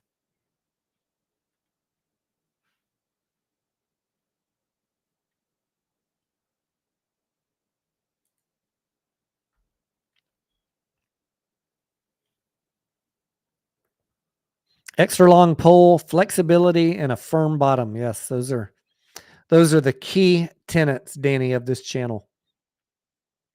Oh, look who's back. Look who the cat drug in. I'm like, I'm not going to go away if people are still going to, I mean, if we're still going to talk, let's talk. I got internet back. So your microphone sounds a little bit distant, like whatever button you need to push to give you that silky smooth Pantheon voice. Never feedback from. What does it sound like? It sounds like the other day when you were on, it had a little bit of like you're talking from here, just not quite as bassy as normal. It might be your connection. Your connection still looks a little bit choppy.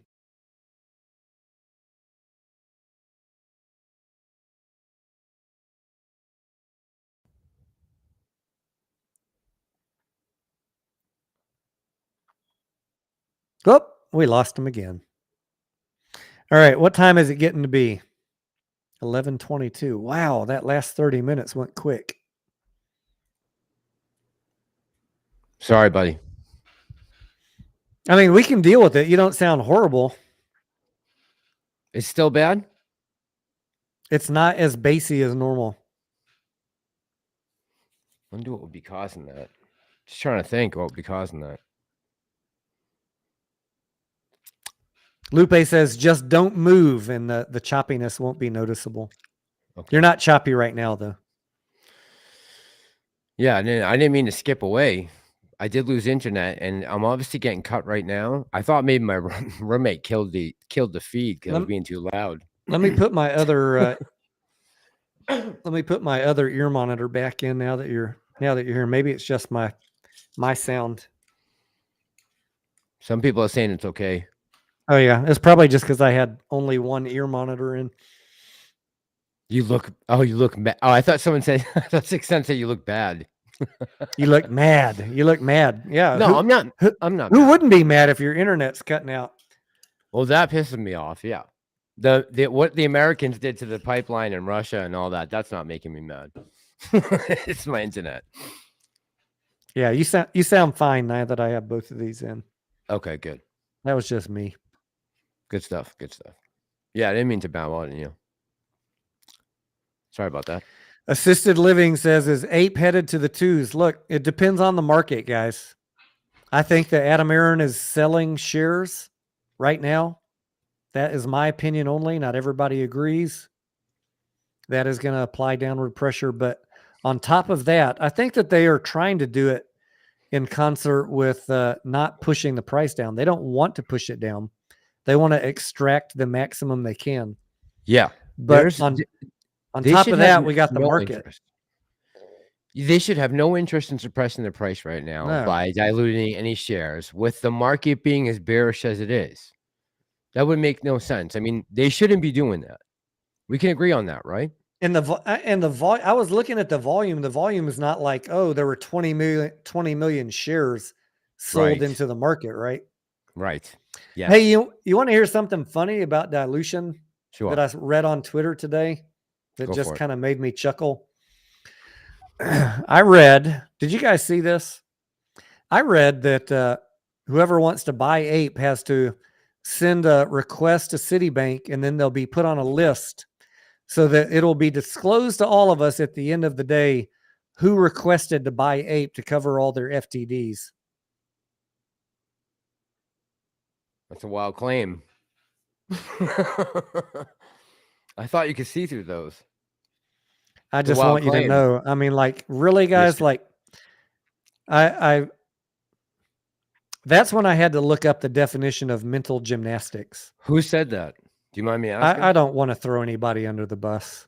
Okay, I have no clue who said it, but I am curious. I probably won't find out. So, Like, don't throw have it you under the- don't have to throw anybody under ever the bus. one time in your fucking life seen a prospectus where a list of people that bought the supplemental shares was provided to the public? Mm-mm. What Not kind of rec- crack not bowl are recent these people memory. smoking?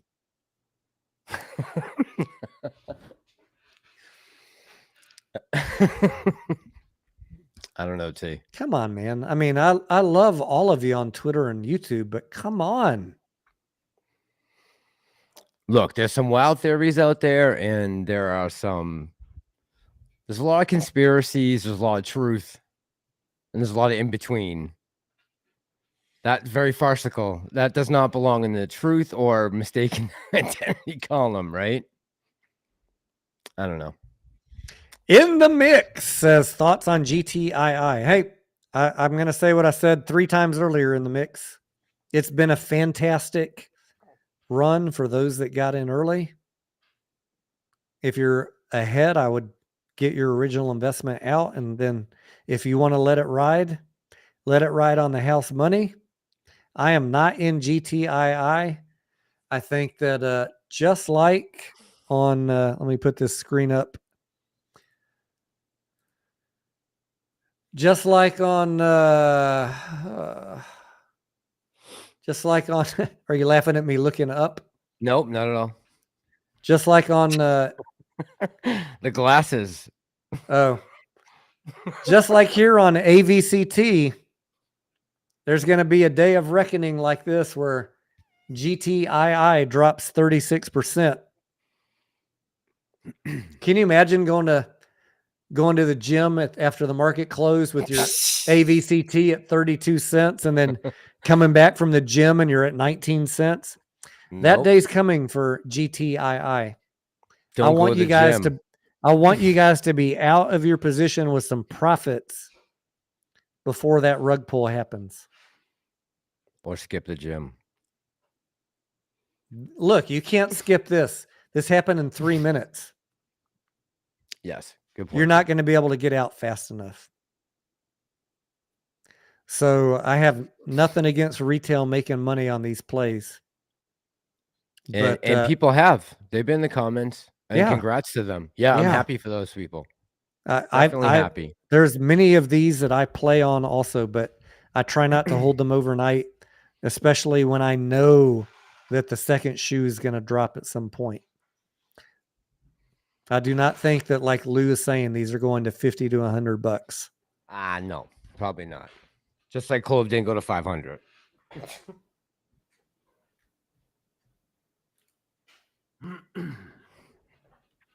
Right? Did we buy the rabbit's food? Emilio says, yep.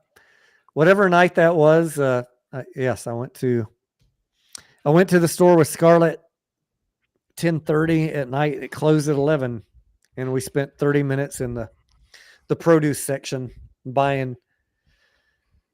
She's like, should I buy the organic romaine or the regular? I'm like, the fucking rabbits, buy the regular romaine. Why do you need organic? Are we going to eat the rabbits? You might have to eat the rabbits, buy the organic. That's if cool. if you have to eat them, get the organic. That's what I would say. But the regular romaine doesn't look as nice. I'm like, they're fucking rabbits. Who cares? There's no fat on rabbits, by the way. You know they're all protein, so you have to like eat fat or carbs with them, or else you could die. You can't eat just a rabbit diet because it's all protein. Do you know that? Well, I mean, meat is mostly meat is protein and fat. Yeah, I guess good. There's no carbs in meat. Yeah. I've had rabbit in Puerto Rico during a Christmas celebration. One of our friends made rabbit stew. That's the only time I've had rabbit too. I've had rabbit. That's the only time I've had rabbit. I had it in Europe. I had rabbit once. But I was before she bought these rabbits as pets. I was, after I got the chickens as one of our like safety measures in case shit hits the fan.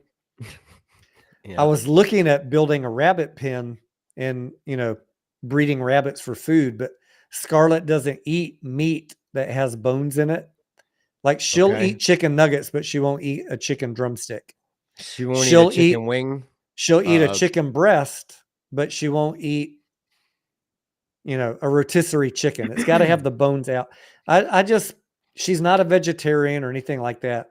I just kind of like think of it as like she's in the animal care field and she's always doing surgery on animals, and she just something about the bones and all of that. Oh, she's got a problem with it.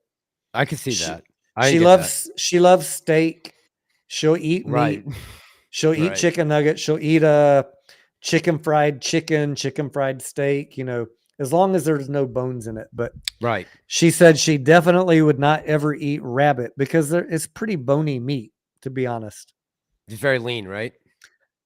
I mean, it's hard to get the meat off of a rabbit without the bones. So yeah, I just looked at the inconvenience of raising and skinning and cooking rabbits. I'm like, why am I going to do all that hassle for me? Right. Yep. It's a lot. Seems like a lot. So I never got into the raising rabbits, but I was looking into it. Funny story.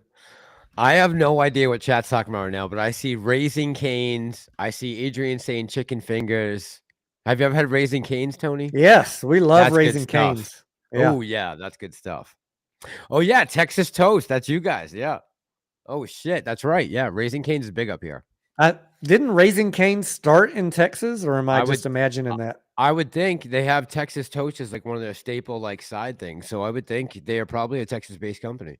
They started, I mean, it's a cool story. They started as like a small one-store operation, and they tried to sell their story to like big banks and like get funding, and everyone was like, no, you'll never make a big business out of chicken fingers. Wow. Yes. And they persisted and they never gave up. Yeah. Yeah. JG says, can APE ever be converted into AMC? Yes. If there is a vote and for us to authorize additional shares of AMC, then they can convert, but not without a vote, because there's no shares to convert into. What were you going to say, Mass? Nothing. Keep going. Keep reading the questions. I talk too much. Keep reading the questions. Tim Howard says Baton Rouge. Is that where Raising Canes was from? Oh, probably. Yeah, that makes sense. I don't know. I remember reading the story, but I don't remember the origin city. Yeah, I know they have Texas Toast is like their main thing, which is phenomenal. The Texas Toast they have is awesome. Probably not as good as in Texas, I'm sure.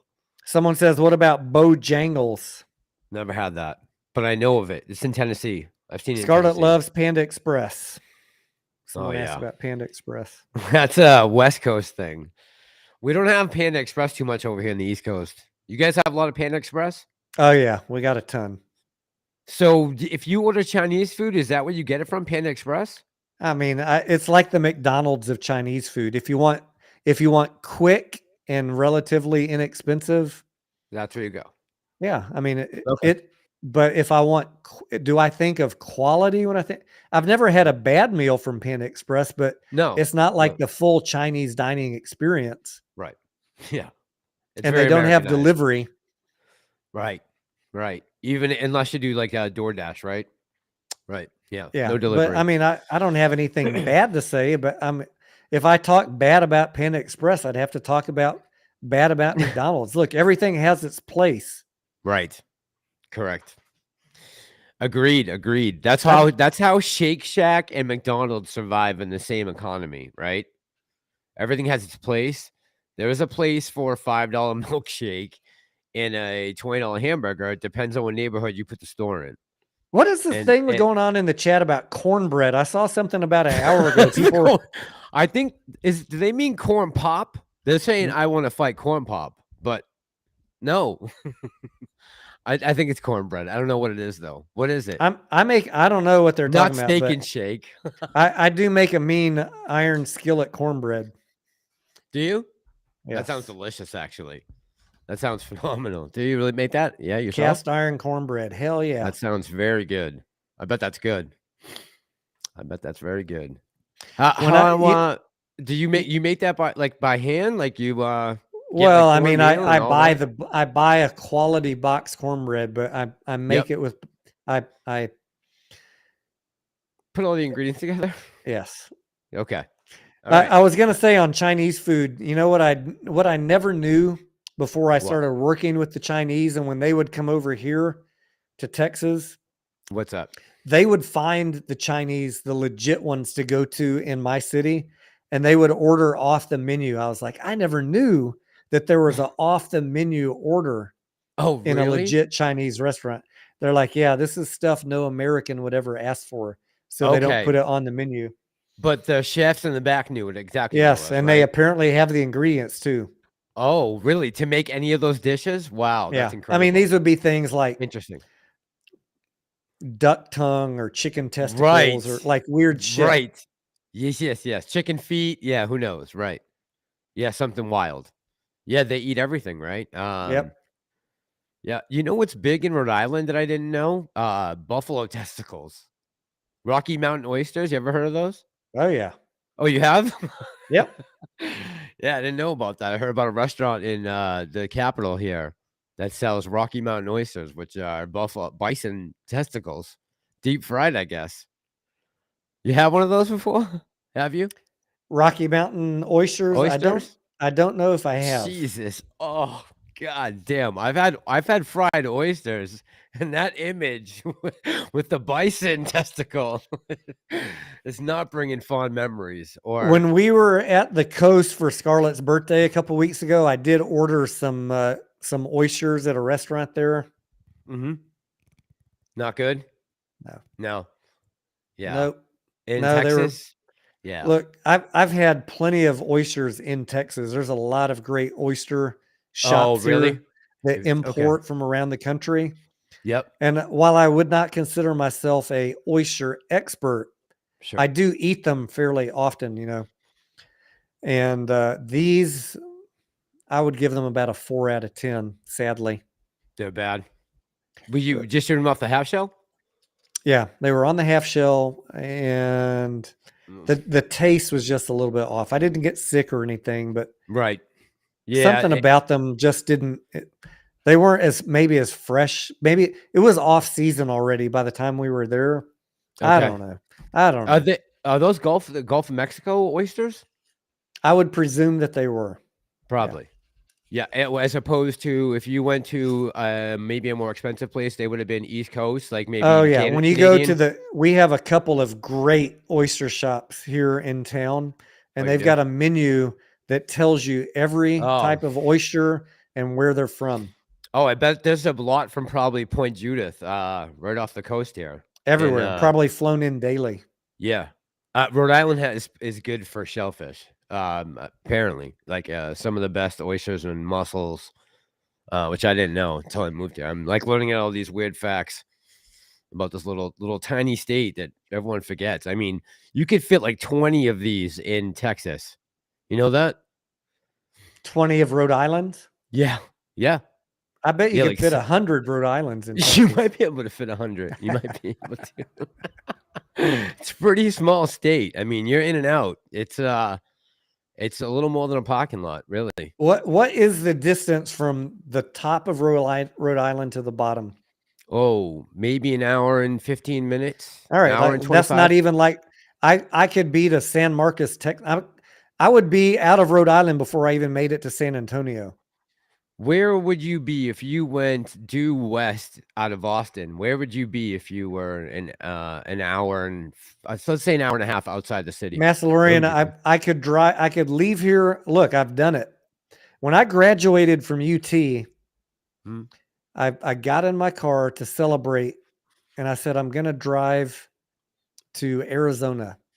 I made it to El Paso, and it was time to stop at the bar. It was the end of the day. It was nighttime. I got to El Paso about 8 or 9 hours later after leaving Austin. I'm not joking. And got a hotel and went to go get a bar. Ended up finding a girlfriend for about 6 months after that night. Really? Yeah, true That's story. a nice score. It's Yeah, a good score. and then carried on the next day to wherever I ended up in Arizona. But you can drive. It would take you 12 hours to go from the western border of Texas to the eastern border, El Paso to Texarkana. Okay. I think every time I've done it, I've tried to take the shortest route possible. Once I went right straight through the Panhandle, because I've driven back and forth for school from East to West Coast. So I've stopped in Texas a couple of times. Once I went the southern route, and once right straight through the Panhandle. So like Amarillo, I want to say is the biggest city maybe on that main road that goes east-west through the Panhandle. What is that? Do you know? Yeah, Amarillo's up there. Where the big Texan is, does that ring a bell? There's like a place out there with a huge I'm neon not an sign. Amarillo expert. You're not no, just an Austin expert. Would you? I mean, know this? I haven't been. I don't know if I've been to Amarillo. I've been somewhere up there. Oh, I really? don't think it was Amarillo. Have you not spent a lot of time in the rest of Texas? You spent a lot of time just in I've Austin? been. I have not been to Big Bend, which is our big park down on the border. That's on my bucket list. And I've not been to the Panhandle up there, but everywhere else in Texas, you've been. From Texarkana to Houston, Galveston, Corpus, the beach down, the Texas border, all of the border towns, but the Panhandle, I've not really spent much time in. I mean, it's like a freaking country. I mean, you got to dedicate some time to see Texas. Is it really just like a lot of sagebrush and like flatlands pretty much? As you get out towards El Paso and Amarillo, yes, but not the rest. I mean, look, if you go 40 minutes east of Texas, you're in 100-foot tall pine country. You go out towards Texarkana, same thing, tall pines. Okay, tall pines. But if you go out towards Ponderosa, right? Ponderosa? No, Ponderosa is headed towards West Texas. I literally was driving to El Paso to visit that chick in other trips, and I'd put my cruise control on 120. Jeez, because there's nothing. Wow. And I did see tumbleweeds blowing across the highway. That's ballsy. You put your CC at 120? Yeah, that's when I had the Mercedes, and I mean it's fun to drive 120 in a Mercedes. Adrian, yes, I have been to Paris, Texas. I broke down one time on the way out to California, and I got towed to Paris, Texas. Does that make sense that I would have done that on the drive? Paris sounds like the name of the town that I got pulled at. Isn't Paris between Austin and Dallas? Yeah, I took that route one time, going the southern route through Arlington, Fort Worth, Dallas, and then I had to go south, right? Southwest. That would have taken me through Austin, or no? Southwest we're directly south of Dallas. Directly south of Dallas? Yeah. Not west. Okay. Where's Paris, Texas? Do you know? Let me look. I mean, Italy, Texas is between Austin. Let me see where Paris is. I forget. I want to say Paris or Katy was the town that I broke down in. Oh, Paris is up on the northeastern border by Oklahoma. Oh, then that's probably where it is. That's probably where I broke down. Yeah, Paris. Yep. Yeah. So that would be up in northeast. Yeah, that's probably the way I would have gone if I was going Panhandle. Yep, that would have been it.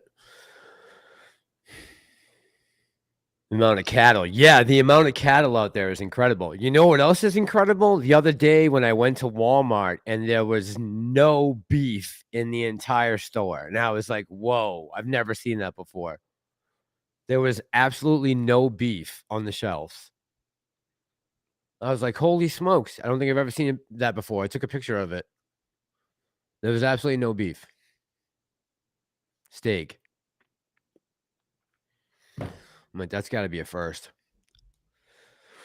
I want to tell him what Paris actually means. What does Paris mean? I have no idea.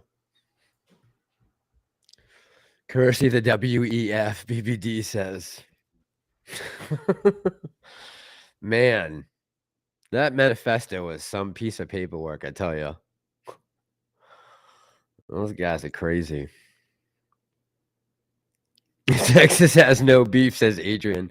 I know. Rhode Island, I'm not surprised. New Hampshire, I never saw that. I never saw a shelf with no beef. Rhode Island, that seemed like that was nothing not normal. Before the pandemic hit, I don't know if I told you this before, I ordered half of a hog, so I have that in the freezer. I should have ordered I should have ordered half of a cow. You have a deep freezer right now? Yeah, I have a lot of it left, but I'm not very happy with the pork sausage because the processor doesn't season it. Maybe that was my mistake as a first timer. Okay. You know, when you get used to Owen sausage or something with all those spices in it. Yep. This is just plain ground sausage. Gotcha. So when I cook it for breakfast, it's the most plain tasting shit. Right. There's nothing spicing it up. Not at all.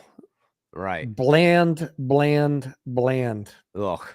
So if any of you guys got homemade sausage recipes, I need to figure something. I need to figure some way to spice it up because it is horrible. How long does that meat stay good for? You can freeze that, deep freeze probably that for a year. For a year, right? Yeah. I bought it about a year ago, so I need to finish it up. But sage, yeah, maybe that would be a good idea. Someone says, good. Go ahead.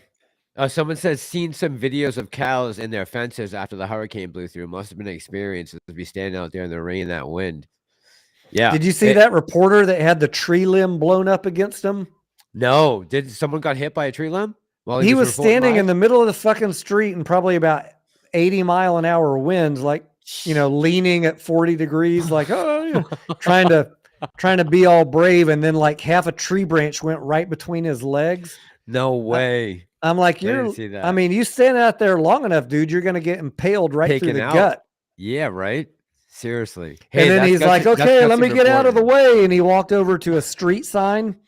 And right next to the street sign, there was already a stop sign that had been blown over. I'm like, dude, man. you are dealing with death right now. Yeah. Get the hell out of there. What are you doing? Yep, playing a deadly game.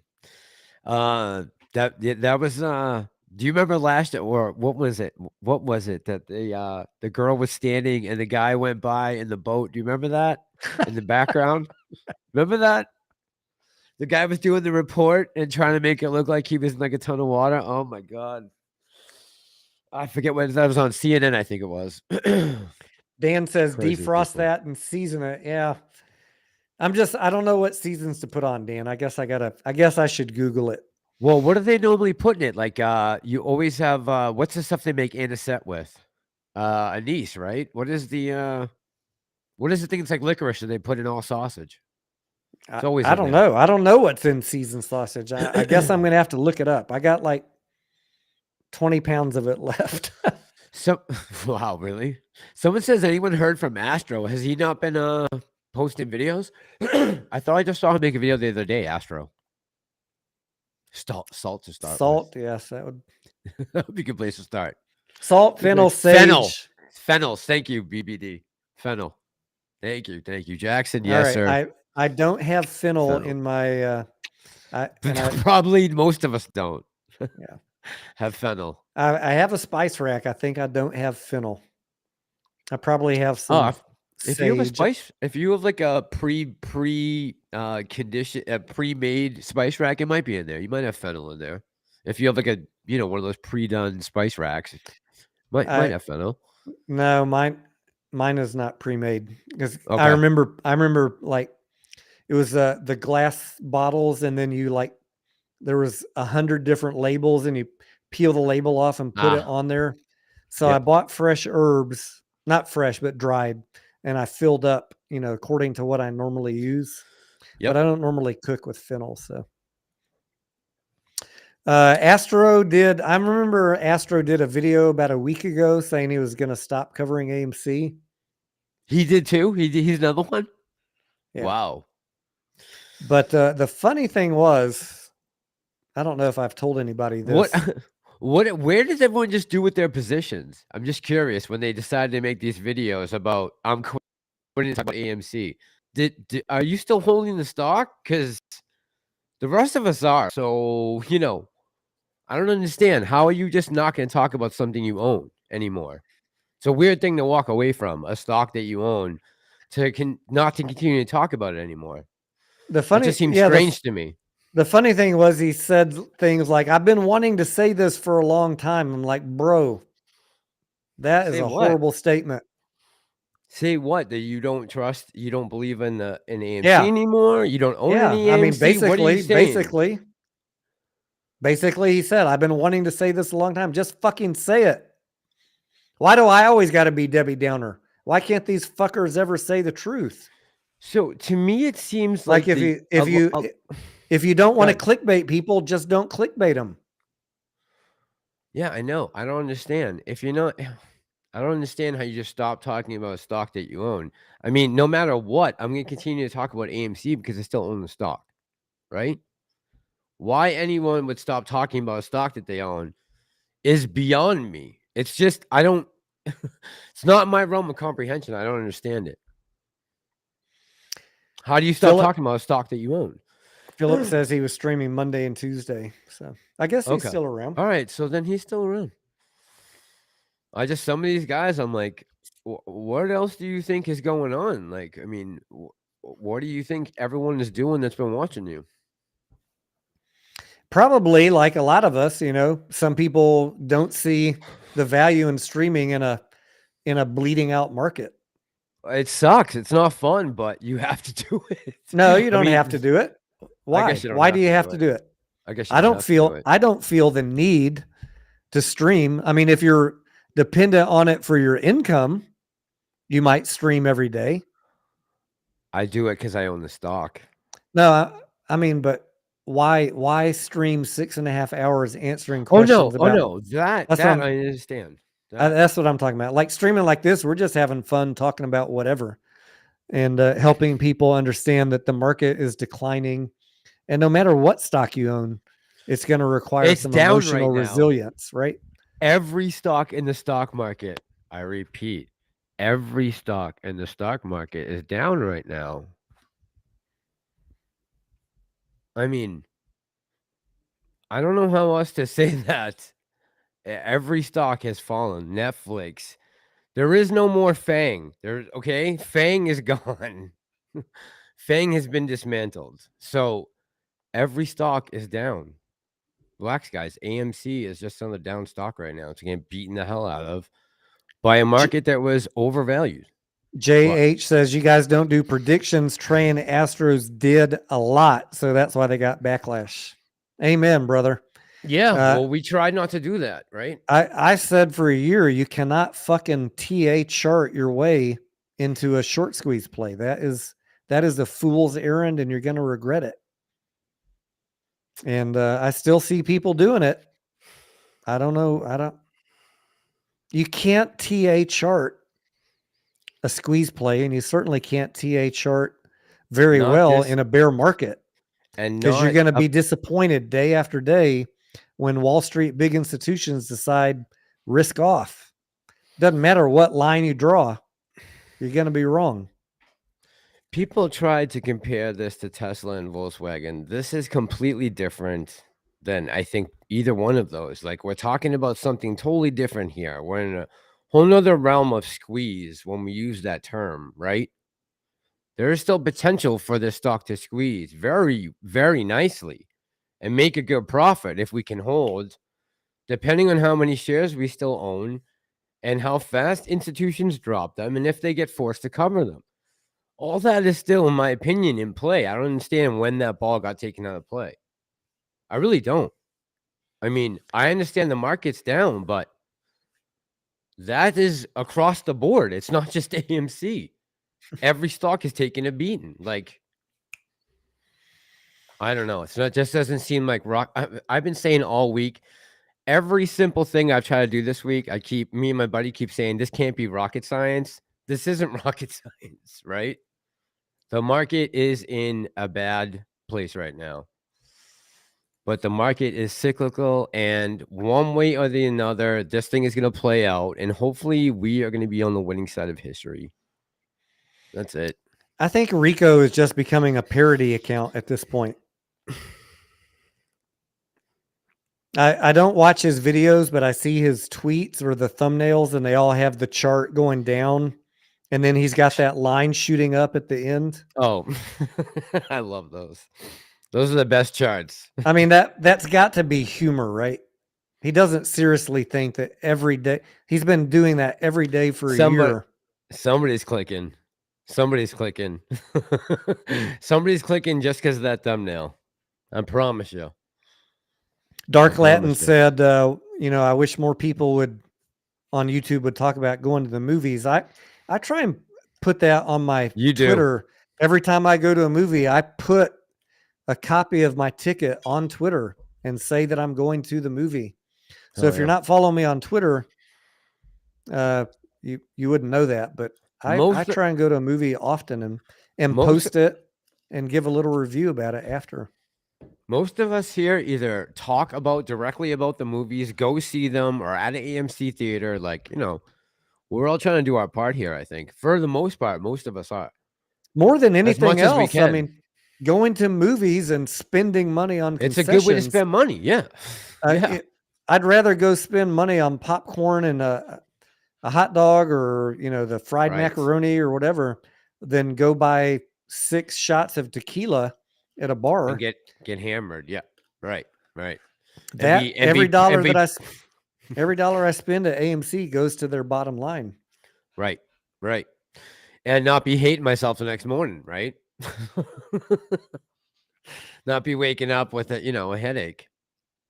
Just a little bit of maybe a popcorn hangover, but not a tequila hangover. Deborah says it's money well spent. Deborah says Tony calls Rico a parody, but doesn't watch his videos. I mean, Deborah, if you're putting pictures out on thumbnails or Twitter showing a chart going up like that on the last day, what kind of what do you want me to think? I mean, I'm not knocking anybody that's keeping people in the play. I've invited Rico on the channel many times. Never once got an answer. Nothing against him. I like the dude. I like his enthusiasm, but telling people every day that the chart is doing this tomorrow, either you're trying to be comical or you're delusional. I don't know which one it is. Is he still doing? I have watched him before, Deborah. Chill your tits. I haven't. I don't watch anybody right now. Go ahead, Mass. What? I was saying, is he still doing technical analysis on AMC on a daily basis? I don't know. Pretty much. I don't know. I either see his thumbnails pop up. I do see his tweets, and he's put some charts on Twitter. But I pretty much don't have time or patience to watch anybody right now because it's all clickbait bullshit. If that's what all the thumbnails are, yeah, I mean, that's a problem. If that's what he's putting on his thumbnails, hello.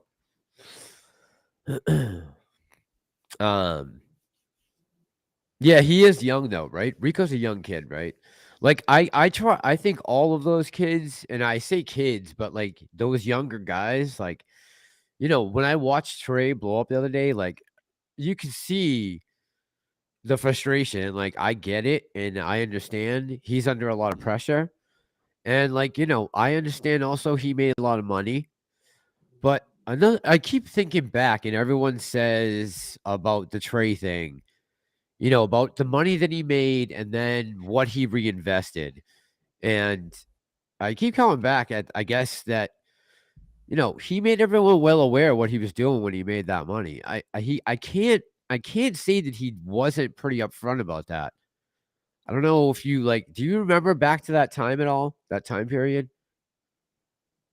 Him talking about buying those calls for June when he made all that money? Oh, I watched Train Matt almost every day back in that time frame in late May, early June. So you remember that? Do you remember him talking about the June 18 calls for $40? The strikes? Not specifically. I've slept You since don't? then. See, I remember watching Matt buy a bunch of calls up into the squeeze, thinking it was going over $100. Really? And I'm like, even as it was squeezing and I was selling my calls, I was watching him buy calls. I'm like, oh man, you are a brave motherfucker. Yeah. Yeah, I clearly remember Trey saying he was buying those $40 calls. Clearly, like it was yesterday, many times over, actually, I remember it.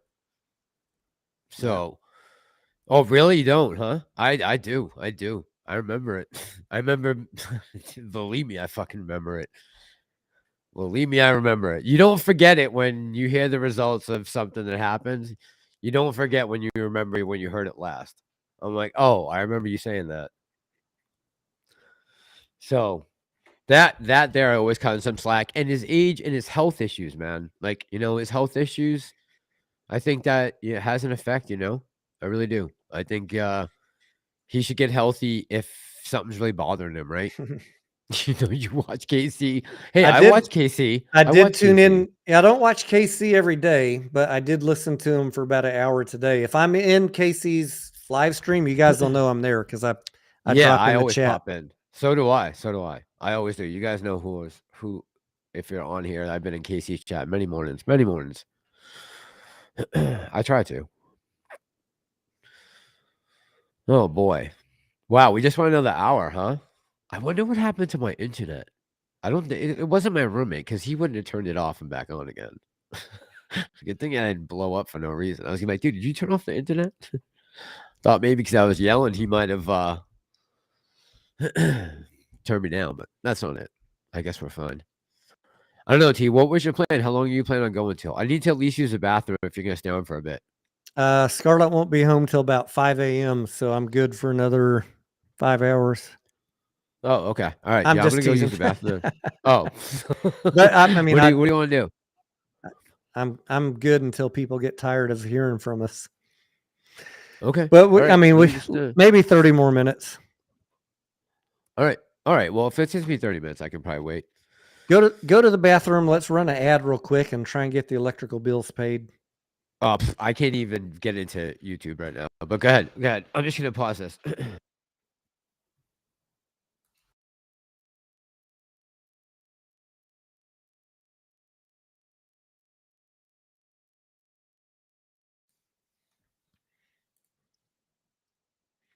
Teach Tech We Love says at least KC Shaw streams. People will support him till the end. Yes, he is doing God's work, Mr. Tech.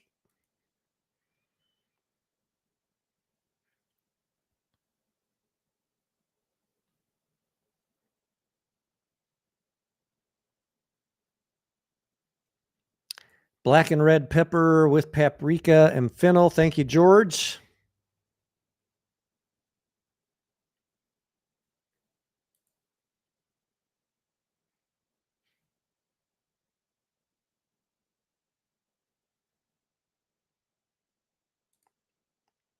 Price comes down, I buy more. I bought more today. Let's see what JG says. Institutions can simply accumulate ape every dilution and they have a greater vote. If we're to believe it's a trusted vote, that is. Well, it is a vote. Then with enough ape accumulation, it gets voted into AMC. I mean, you have a chance to buy it. Institutions have a chance to buy it. Everybody has a chance. I honestly don't think that their institutional percentage will get much higher than what it is right now, 30, 35%. Do I use air fryers at all? We do not have a air fryer. Thought about getting one. I don't have a deep fryer either. I've got a George Foreman grill, but sometimes I deep fry stuff. Very rarely. What did I make? Oh, I made some excellent deep fried chicken breasts. Normally I just pan sear or bake my chicken breast, but after a particularly hellish week, last week, I was like, you know what? I need some comfort food. I've got these thawed out chicken breasts, and I breaded and fried them. It was Came out good? fantastic. Fantastic. Sounds It pretty was good. restaurant quality, I tell you what. It tasted like KFC, Sounds good. but better. Hey, that's a good question. BBD says, do you know when AMC popcorn is supposed to hit grocery stores? Is it supposed to be like right now, about to come up? I thought it was end of the year or early next year. I don't Look it know up. for sure. Hang on. That's a good question.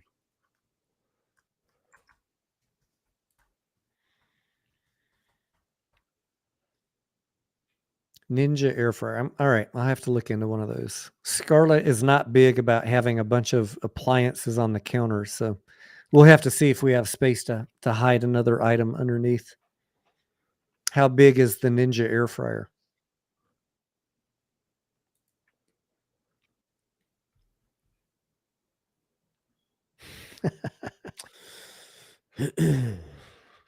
All right, so they're gonna have it's gonna be out before the end of this year. Really? Yep. Supermarkets, convenience stores. Is there really going to be an AMC credit card? Someone just posted that in the chat. He said that in the live stream call, did he? Did he not? I don't remember. He said that. Yeah, I remember that. Yep, I remember that. Let's see. Hold on. Okay, so the kiosk and the mall shops will be open the first half of 2022, 50 before 2023. Then it says AMC is working to produce prepackaged and ready to pop microwavable popcorn that will be sold in supermarkets and at convenience stores. The company did not disclose the pricing of its fresh or prepackaged corn or how much it was investing in the new venture. Doesn't say a date on that. On the actual, let's see. Yeah, it doesn't have a date on the microwave popping corn. Why did I think it was the end of this year or this at least Q4 this year? Does that ring a bell to you too, or is that just me? I just remember it being somewhere around the end of this year. So in my brain, knowing how corporations work, I was thinking Q4 or Q1. Like I'm not going to get hung up on a date. Somewhere around there. Let's try to remember. Yeah. Coming up soon.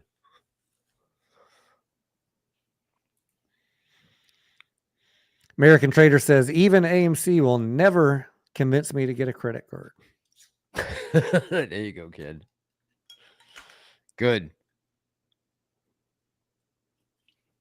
Don't give them 23% of the dollar. Don't ever Prometheus says, I don't have a sell button. Cheers, buddy. Speaking of cheers, do I have any drink left? You going bottoms up again? Uh-oh. Nah, it's all gone. Oh. Drinky's all gone? Oh, no. I need to refill the horn. Blow into that thing.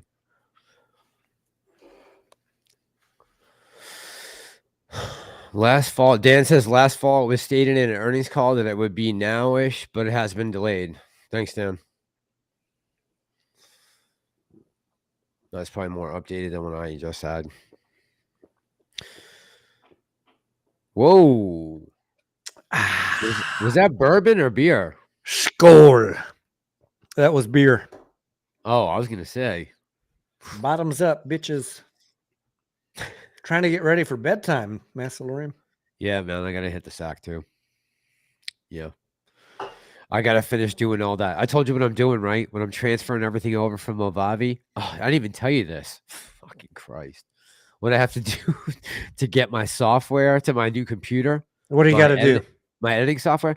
I just have to take everything off of Movavi Video Editor, put it onto a hard drive. So literally all my video clips, all like the Lou takes, all that stuff that's all chopped up, spread out all over my computer, get it all together and onto a hard drive, then uninstall Movavi, grab like some kind of link, bring it over, reinstall it on this computer, and then re-upload everything into Movavi that I just had you can't have two PCs with the same Movavi editing software on it. Even if one of them is broken, you're not using it. Doesn't God matter. dang. Yeah, so What a the rest of hassle. my day that'll be the rest of my day tomorrow. Fun. Have you been keeping up with Jay and the cats? It's been a few weeks since I've checked in on him. No, how's he doing? I'm just glad I don't he's know. still... George is asking. I really Oh. don't watch that many videos of anybody. So last time I checked in on Jay, I watched about a minute of a video and it was just like the same old. So can I be honest about YouTubers? So there's other YouTubers that I watch. If their videos come up on my queue, I watch them automatically. Like there's certain ones that just hit me and I watch them. And there's just others that don't. And that's how I go with it. Like, I've restricted I watch mine. all of your videos, team, but I've restricted mine to mostly people that I think I could actually learn something from, which like, took 90% of them off my watch list. They still show up in the recommended. Scarlett said, how come you don't watch so-and-so anymore? I used to watch so many different diverse things, but like 90% of my recommended videos are stock related now. I know. I just don't watch them. It's like, I don't want to be one more view on clickbait. No.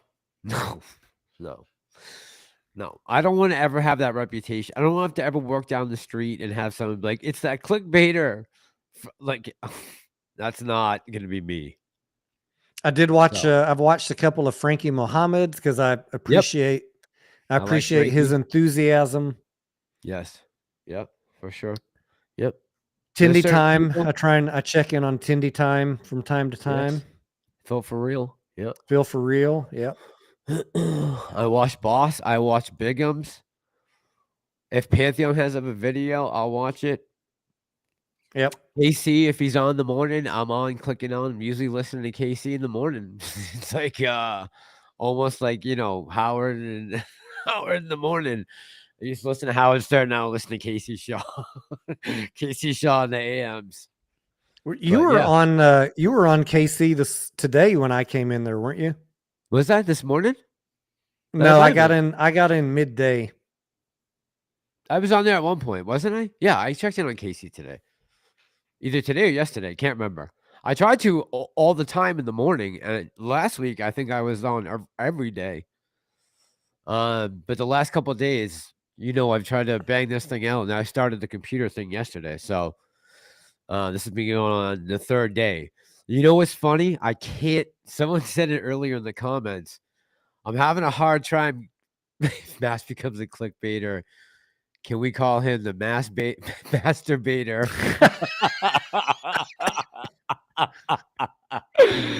Oh, Jackson, that's a good one, bro. Wow, that's one hell of a joke.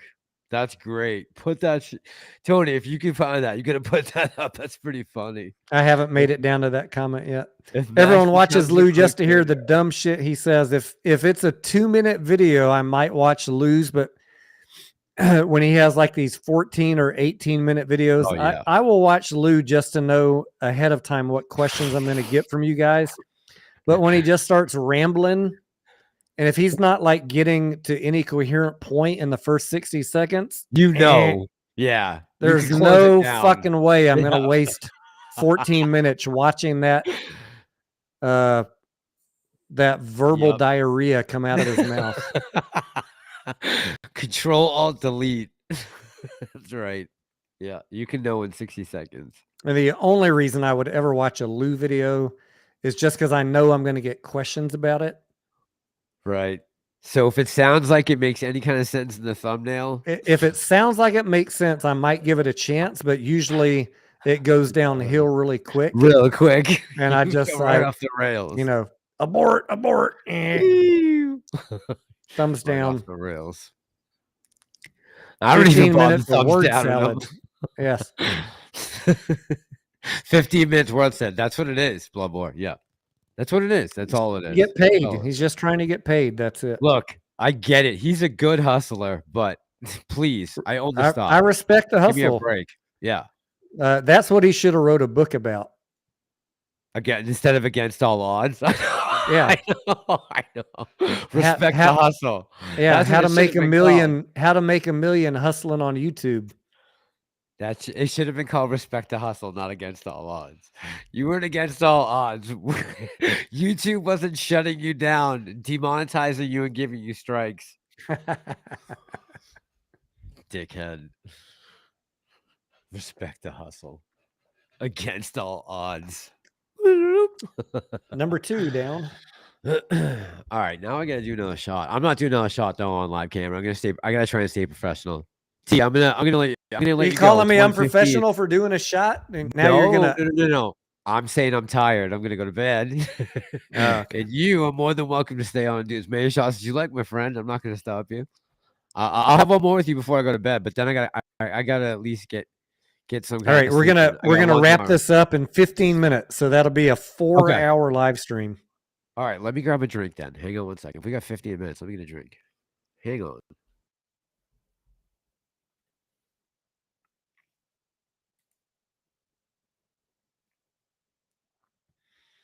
Nathan says, stop watching Lou last December when he started bragging about killing 6 people and leaving their bodies in the desert. Yeah. He probably killed 6 cucarachas, Nathan, and left their bodies on the Motel 6 floor. Or he just got finished watching a movie and he was telling you something that he remembered from the night before. He didn't kill anybody.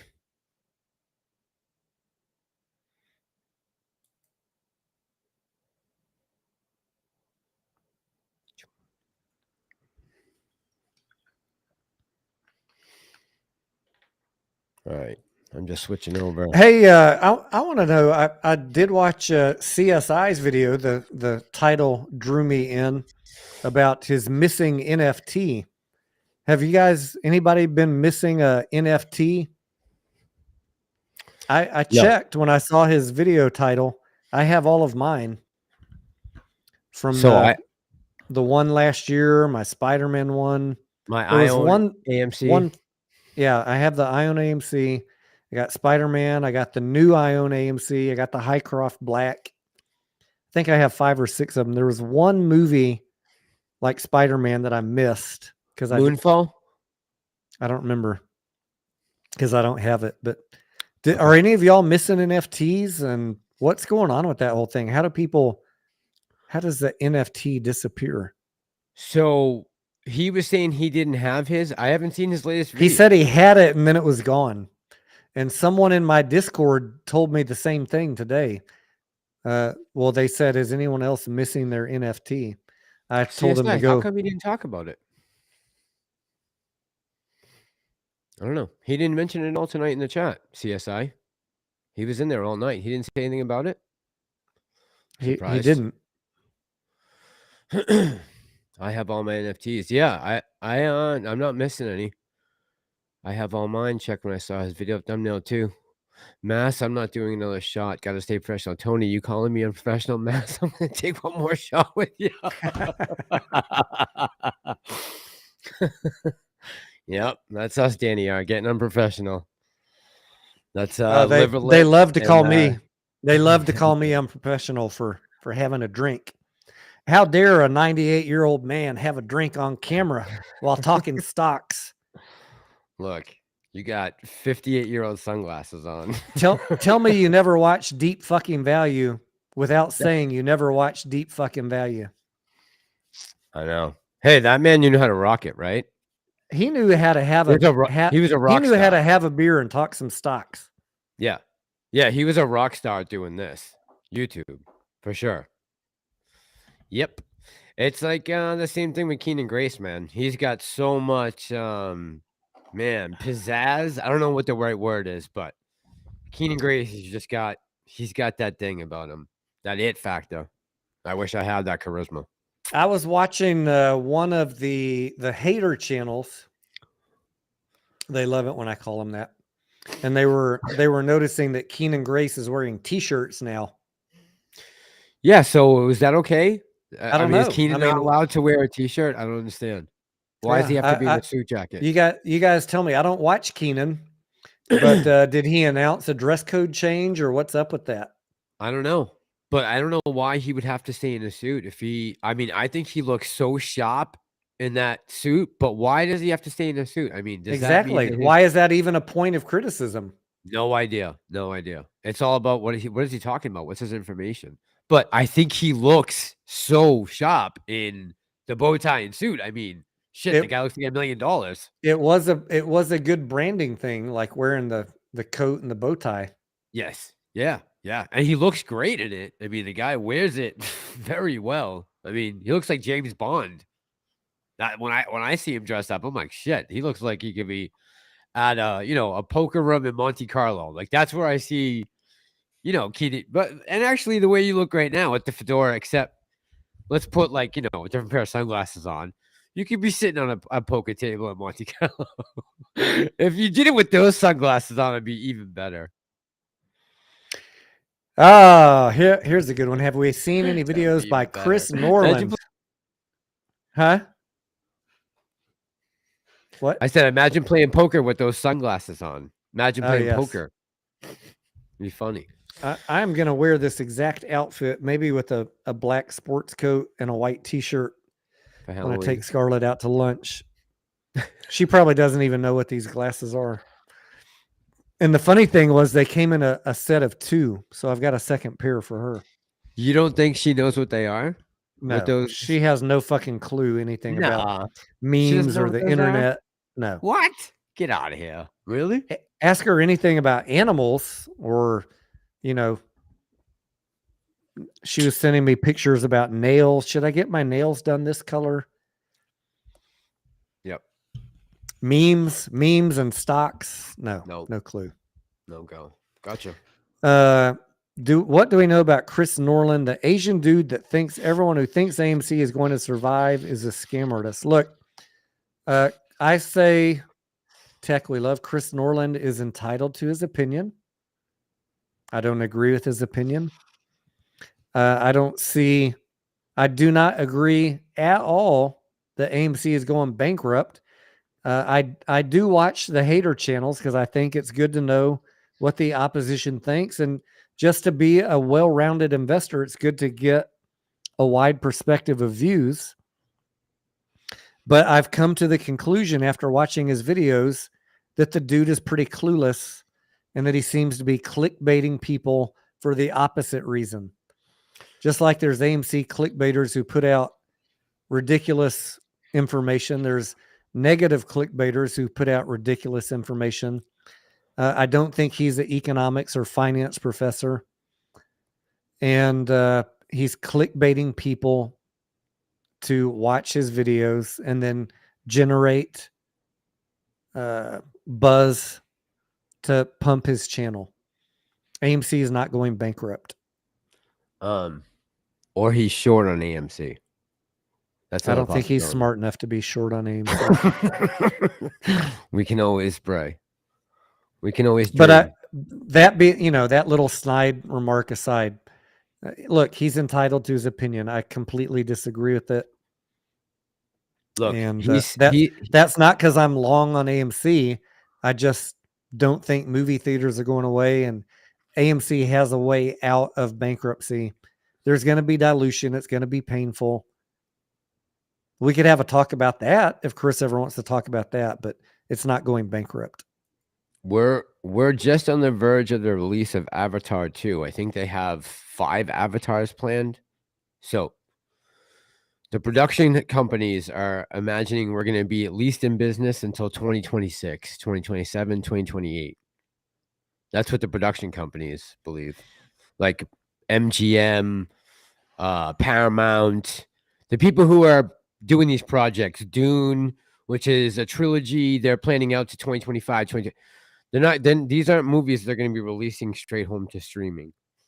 These are big screen productions. Avatar's not going to Disney Plus, right? Anytime soon. So, did you go watch Avatar, the remix yet? The new one? No. I mean, the old one? No, I haven't yet. I haven't. My AMC theater is not as close as it used to be, unfortunately. Okay. I'm kind of bummed about that. Yeah, it's actually really far. From everything I've seen, the closest one to me is in Braintree, Massachusetts, which is far from here. That's like almost a 45-minute ride. And there's I haven't been to the theater yet since I've been down here, but yeah, next time I'll make it to an AMC, I'll probably just go to the downtown Boston one, just because it's so much nicer. It's a real nice theater. I'm gonna make Scarlett wake up and go watch Pearl tomorrow. They say mass, I'm sounding weird. Your Boston accent's really getting thick. Oh, well, I've had a couple shots of tequila. That's not all right. Well, let's do one more for the road. Oh my God, are you kidding me? Christ. What else we got to do? I mean, you gonna wake up and trade AMC in the pre-market? Trade anything in pre-market? Fuck no. No. Did I tell you earlier this week? I don't know if I talked to you, but like Monday night, I stayed up with Scarlett till 6 a.m. And Tuesday night, I stayed up till 4 a.m. Oh, no, you didn't tell me that. Yeah. So if you're wondering why I'm not like live streaming at 8:30 in the morning, you can blame her. Yep. That was not drinking or anything, just watching movies. Yo, you know what we started watching? What? The Jeffrey Dahmer thing. Oh yeah, I saw some people in chat talking about it. It's on Netflix. Yeah. We're about 5 or 6 episodes in. It's a little bit, it'll make you a little queasy maybe. Okay. But it's got some good actors in it. Remember the dad from Step Dads? Yeah, sure, of course. Yeah. He's Jeffrey Dahmer's dad. Okay. And Molly Ringwald is his second wife. Molly Ringwald's in it? Yes. Oh man, I had a thing for her back in the day. And the main actor, the guy that plays Jeffrey Dahmer, is the dude from American Horror Story. Oh, really? Okay. Yeah, and he does a good job. And I remember the whole Jeffrey Dahmer story, but now that I'm learning his life, I understand why he was so fucked up in the head. Yeah, rough upbringing. Yeah. His mom was Looney Tunes. God. If you believe, the Netflix portrayal, his mom was crazy. She believed in UFOs and she had a lot of issues. He had a split family. His dad encouraged him to dissect roadkill.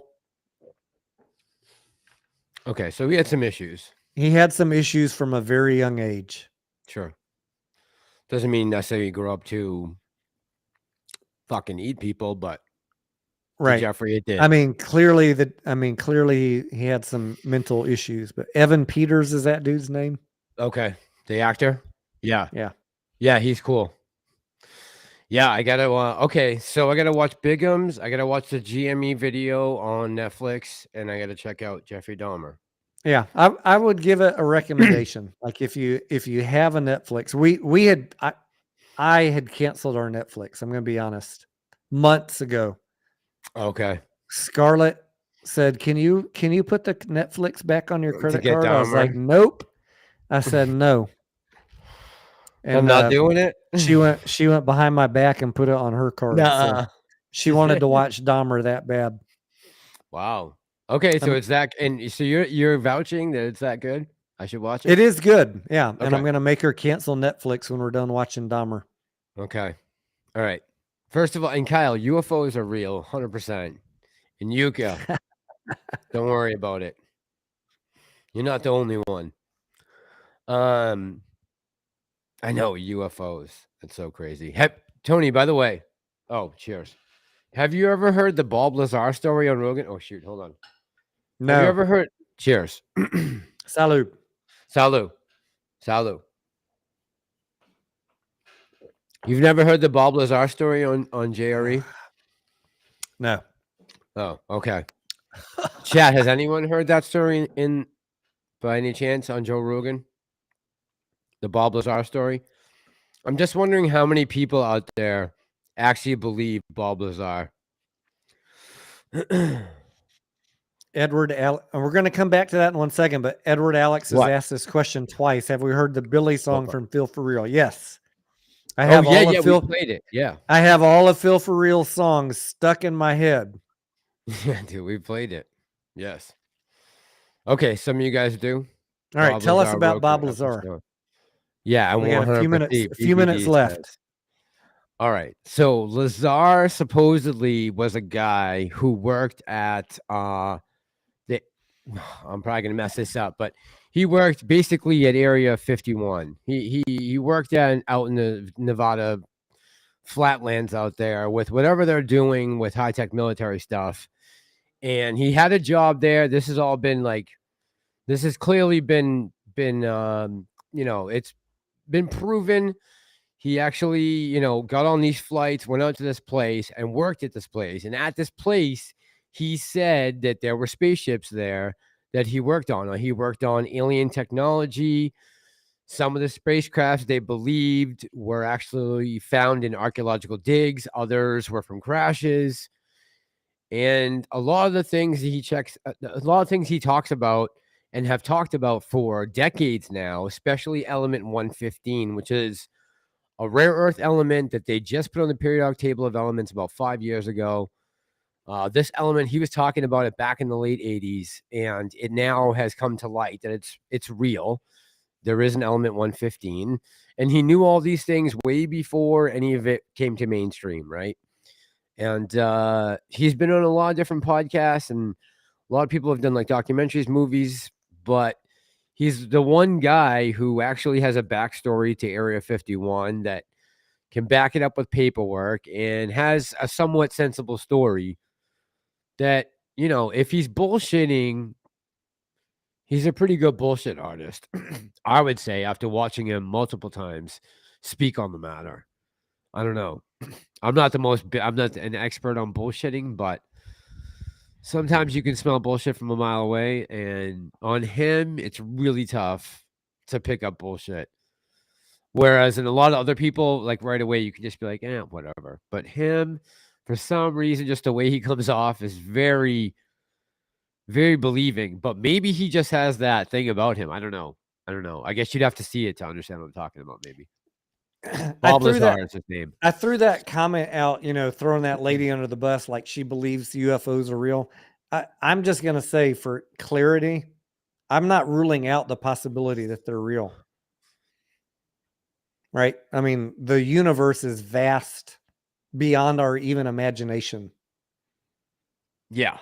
They totally, I mean, it would be totally within the realm of possibility that there is another intelligent planet with beings that are more advanced than us. I'm not ruling that out. I just haven't seen any myself. Me neither. There could be multiple us out there, right? Existing on other planets and other galaxies doing other things. That's the craziest thought to me. There could be other Tony Denaros and Massalorians. It just seems like if they're visiting here and only the military found it, like why is there only been one crash in 50 years? Maybe their technology is that good they don't fucking crash. Maybe they're really lizard people and they're infiltrated the government in Hollywood. Ken Griffin's a lizard person. That's a possibility. Maybe their technology is really good and they don't crash their aircraft like we do. Yeah, could be. I love movies like that, like War of the World and all of those. I love those movies with Tom Cruise. I liked when it came up out of the ground. That was a great idea. I liked that they had been buried here. And that's what Lazar said. He says that some of these spacecraft are from archaeological digs. They're not all from crash sites. Some have been dug out of the ground. What was that other movie? The one where they found the spacecraft buried in the Arctic? Oh, I read a book about that. Oh, is there a movie about that? Yeah, it was a remake of a remake. It was I this believe that's shape-shifting UFO that could take the form of a dog or a human or come on, guys, help me out. Is that wait, that was it? There was an actual operation that went on in the The Antarctic, Thing, right? The Thing, The yes. Thing. Oh, yes, The Thing. Oh, yeah. Oh, that, of Oh, course. man, that was a great movie, the remake of The Thing. Yes. Yes, The Thing was good. And Aliens vs. Predators, did you see that too? About Yeah. those were The Thing, though, yes, with, yeah, that's crazy. The Thing I was a saw crazy the movie. original Thing back when I was a What kid, the fuck? but the new one, the remake was great. Was it? I haven't seen the remake. Was it No, great? I mean, Yeah? the remake was 10 years ago, but the Oh, yeah, original was yeah. like 30 years ago. Yeah, yeah. With, what's his name there? Who's the Kurt Russell, right? What Yeah, the? I think Yeah. so. Sammy Boy says, Tony's always threatening to get rid of the rabbits. All right, Sammy Boy, quick story for you. We were hanging out in the living room the other day, and I heard one of the Scarlett likes to let the rabbits run around the living room for exercise. And sometimes she tells me, just let them run around while we're sleeping. I'm like, they're gonna fucking eat the baseboards or something. I was like, I'm serious. If they eat a cable or they eat a baseboard, they're going outside in the backyard. She's like, they're not gonna do that. And to be fair, I haven't really noticed any damage, but we were hanging out and she was cleaning up in the living room. And I heard a rabbit kind of nibbling under the couch. And Uh-oh. I was like, all right, what's going on? And I pulled the couch away from the wall. And right where that wall is, there's about a 25-foot run from the back wall of the house to the TV where the cable and the internet and some other, my Bose sound system wires run. I've got, the surround sound. Okay. Yep. And sure enough, there was about an 8-foot section of all three wires, cable, internet, and Bose, where all the exterior coax protection had been nibbled off. Not broken the wires yet. I was like, Scarlett, that's it. This is it. I was like, if these cables get punctured, those rabbits I'm going to throw them in the backyard and they can live with the chickens and fend for themselves. She's like, let me, can we get this? Can we put it on top of the couch? So right now she has all the wires sitting on top of the couch. So they're not down on the floor. I was like, okay, you better Venmo me some money to go buy some metal conduit or something. Cause your rabbits are about to be cast out to the backyard or end up in a soup pot. I know. And not because of the reason. I know they're gonna be in a soup pot. They're gonna be hanging on someone's keychain. But good luck. That's the first known damage that they've done, but they did not fully puncture a wire yet, but they're damn close. All right. I hope they don't. Guys, be careful over there. If you're listening, Mass says, watch your ass. Tony's looking to skin you. Oh boy. Poor Scarlett. She's probably got she must be so afraid for them. Knowing that any second now, all they need to do is make one wrong move. Tony's in the cast the rabbits. Bye-bye. Uh-oh. Hey, the good thing is she doesn't listen to the live stream, so this won't worry her at all. Scarlett got nothing to worry about. Tony's a human being. I'm surprised she doesn't listen to the live stream. She'd probably learn a lot if she did. Nobody that likes me listens to the live stream. Don't bother yourself about it. It's not a big deal. Mass is wasted. Yeah, I'm feeling nice. All right, I'm gonna go to bed. I'm so tired. Scarlett will skin Tony. No, it doesn't work that way in this house. All right, T. I'm heading to sack. All right, my friend. Thank you. Thanks for hanging out. Love you, man. Good night, guys. Everybody. Love you guys. I guess I probably should. I'm not sleepy, but we should probably call it a night. Well, I don't want to keep you guys up all night. How many hours can we talk about stocks and rabbits? Not much longer. Not much longer. Because Mass is wiped. I do want to get up. I do want to be able to get up in the morning and see, what's going on with the stocks. I'm not going to promise being live tomorrow, but always, every day I wake up and look at the pre-market And if I think I can add value to your day, I will be there. Get some sleep, guys. T, thanks. All man. right, friends. Appreciate you. Be good to one another. Be nice on Twitter. Be nice on Reddit. Be nice on YouTube. Be nice to each other. We all have the same end goal to make money. We don't always need to agree on how we get there. That's how I get through my day. You guys know I don't agree with everybody, but I still love every single one of you on YouTube, Twitter, viewers, subscribers, haters, and lovers. Peace Amen. out. See you on Peace the out, next guys. one. Love ya.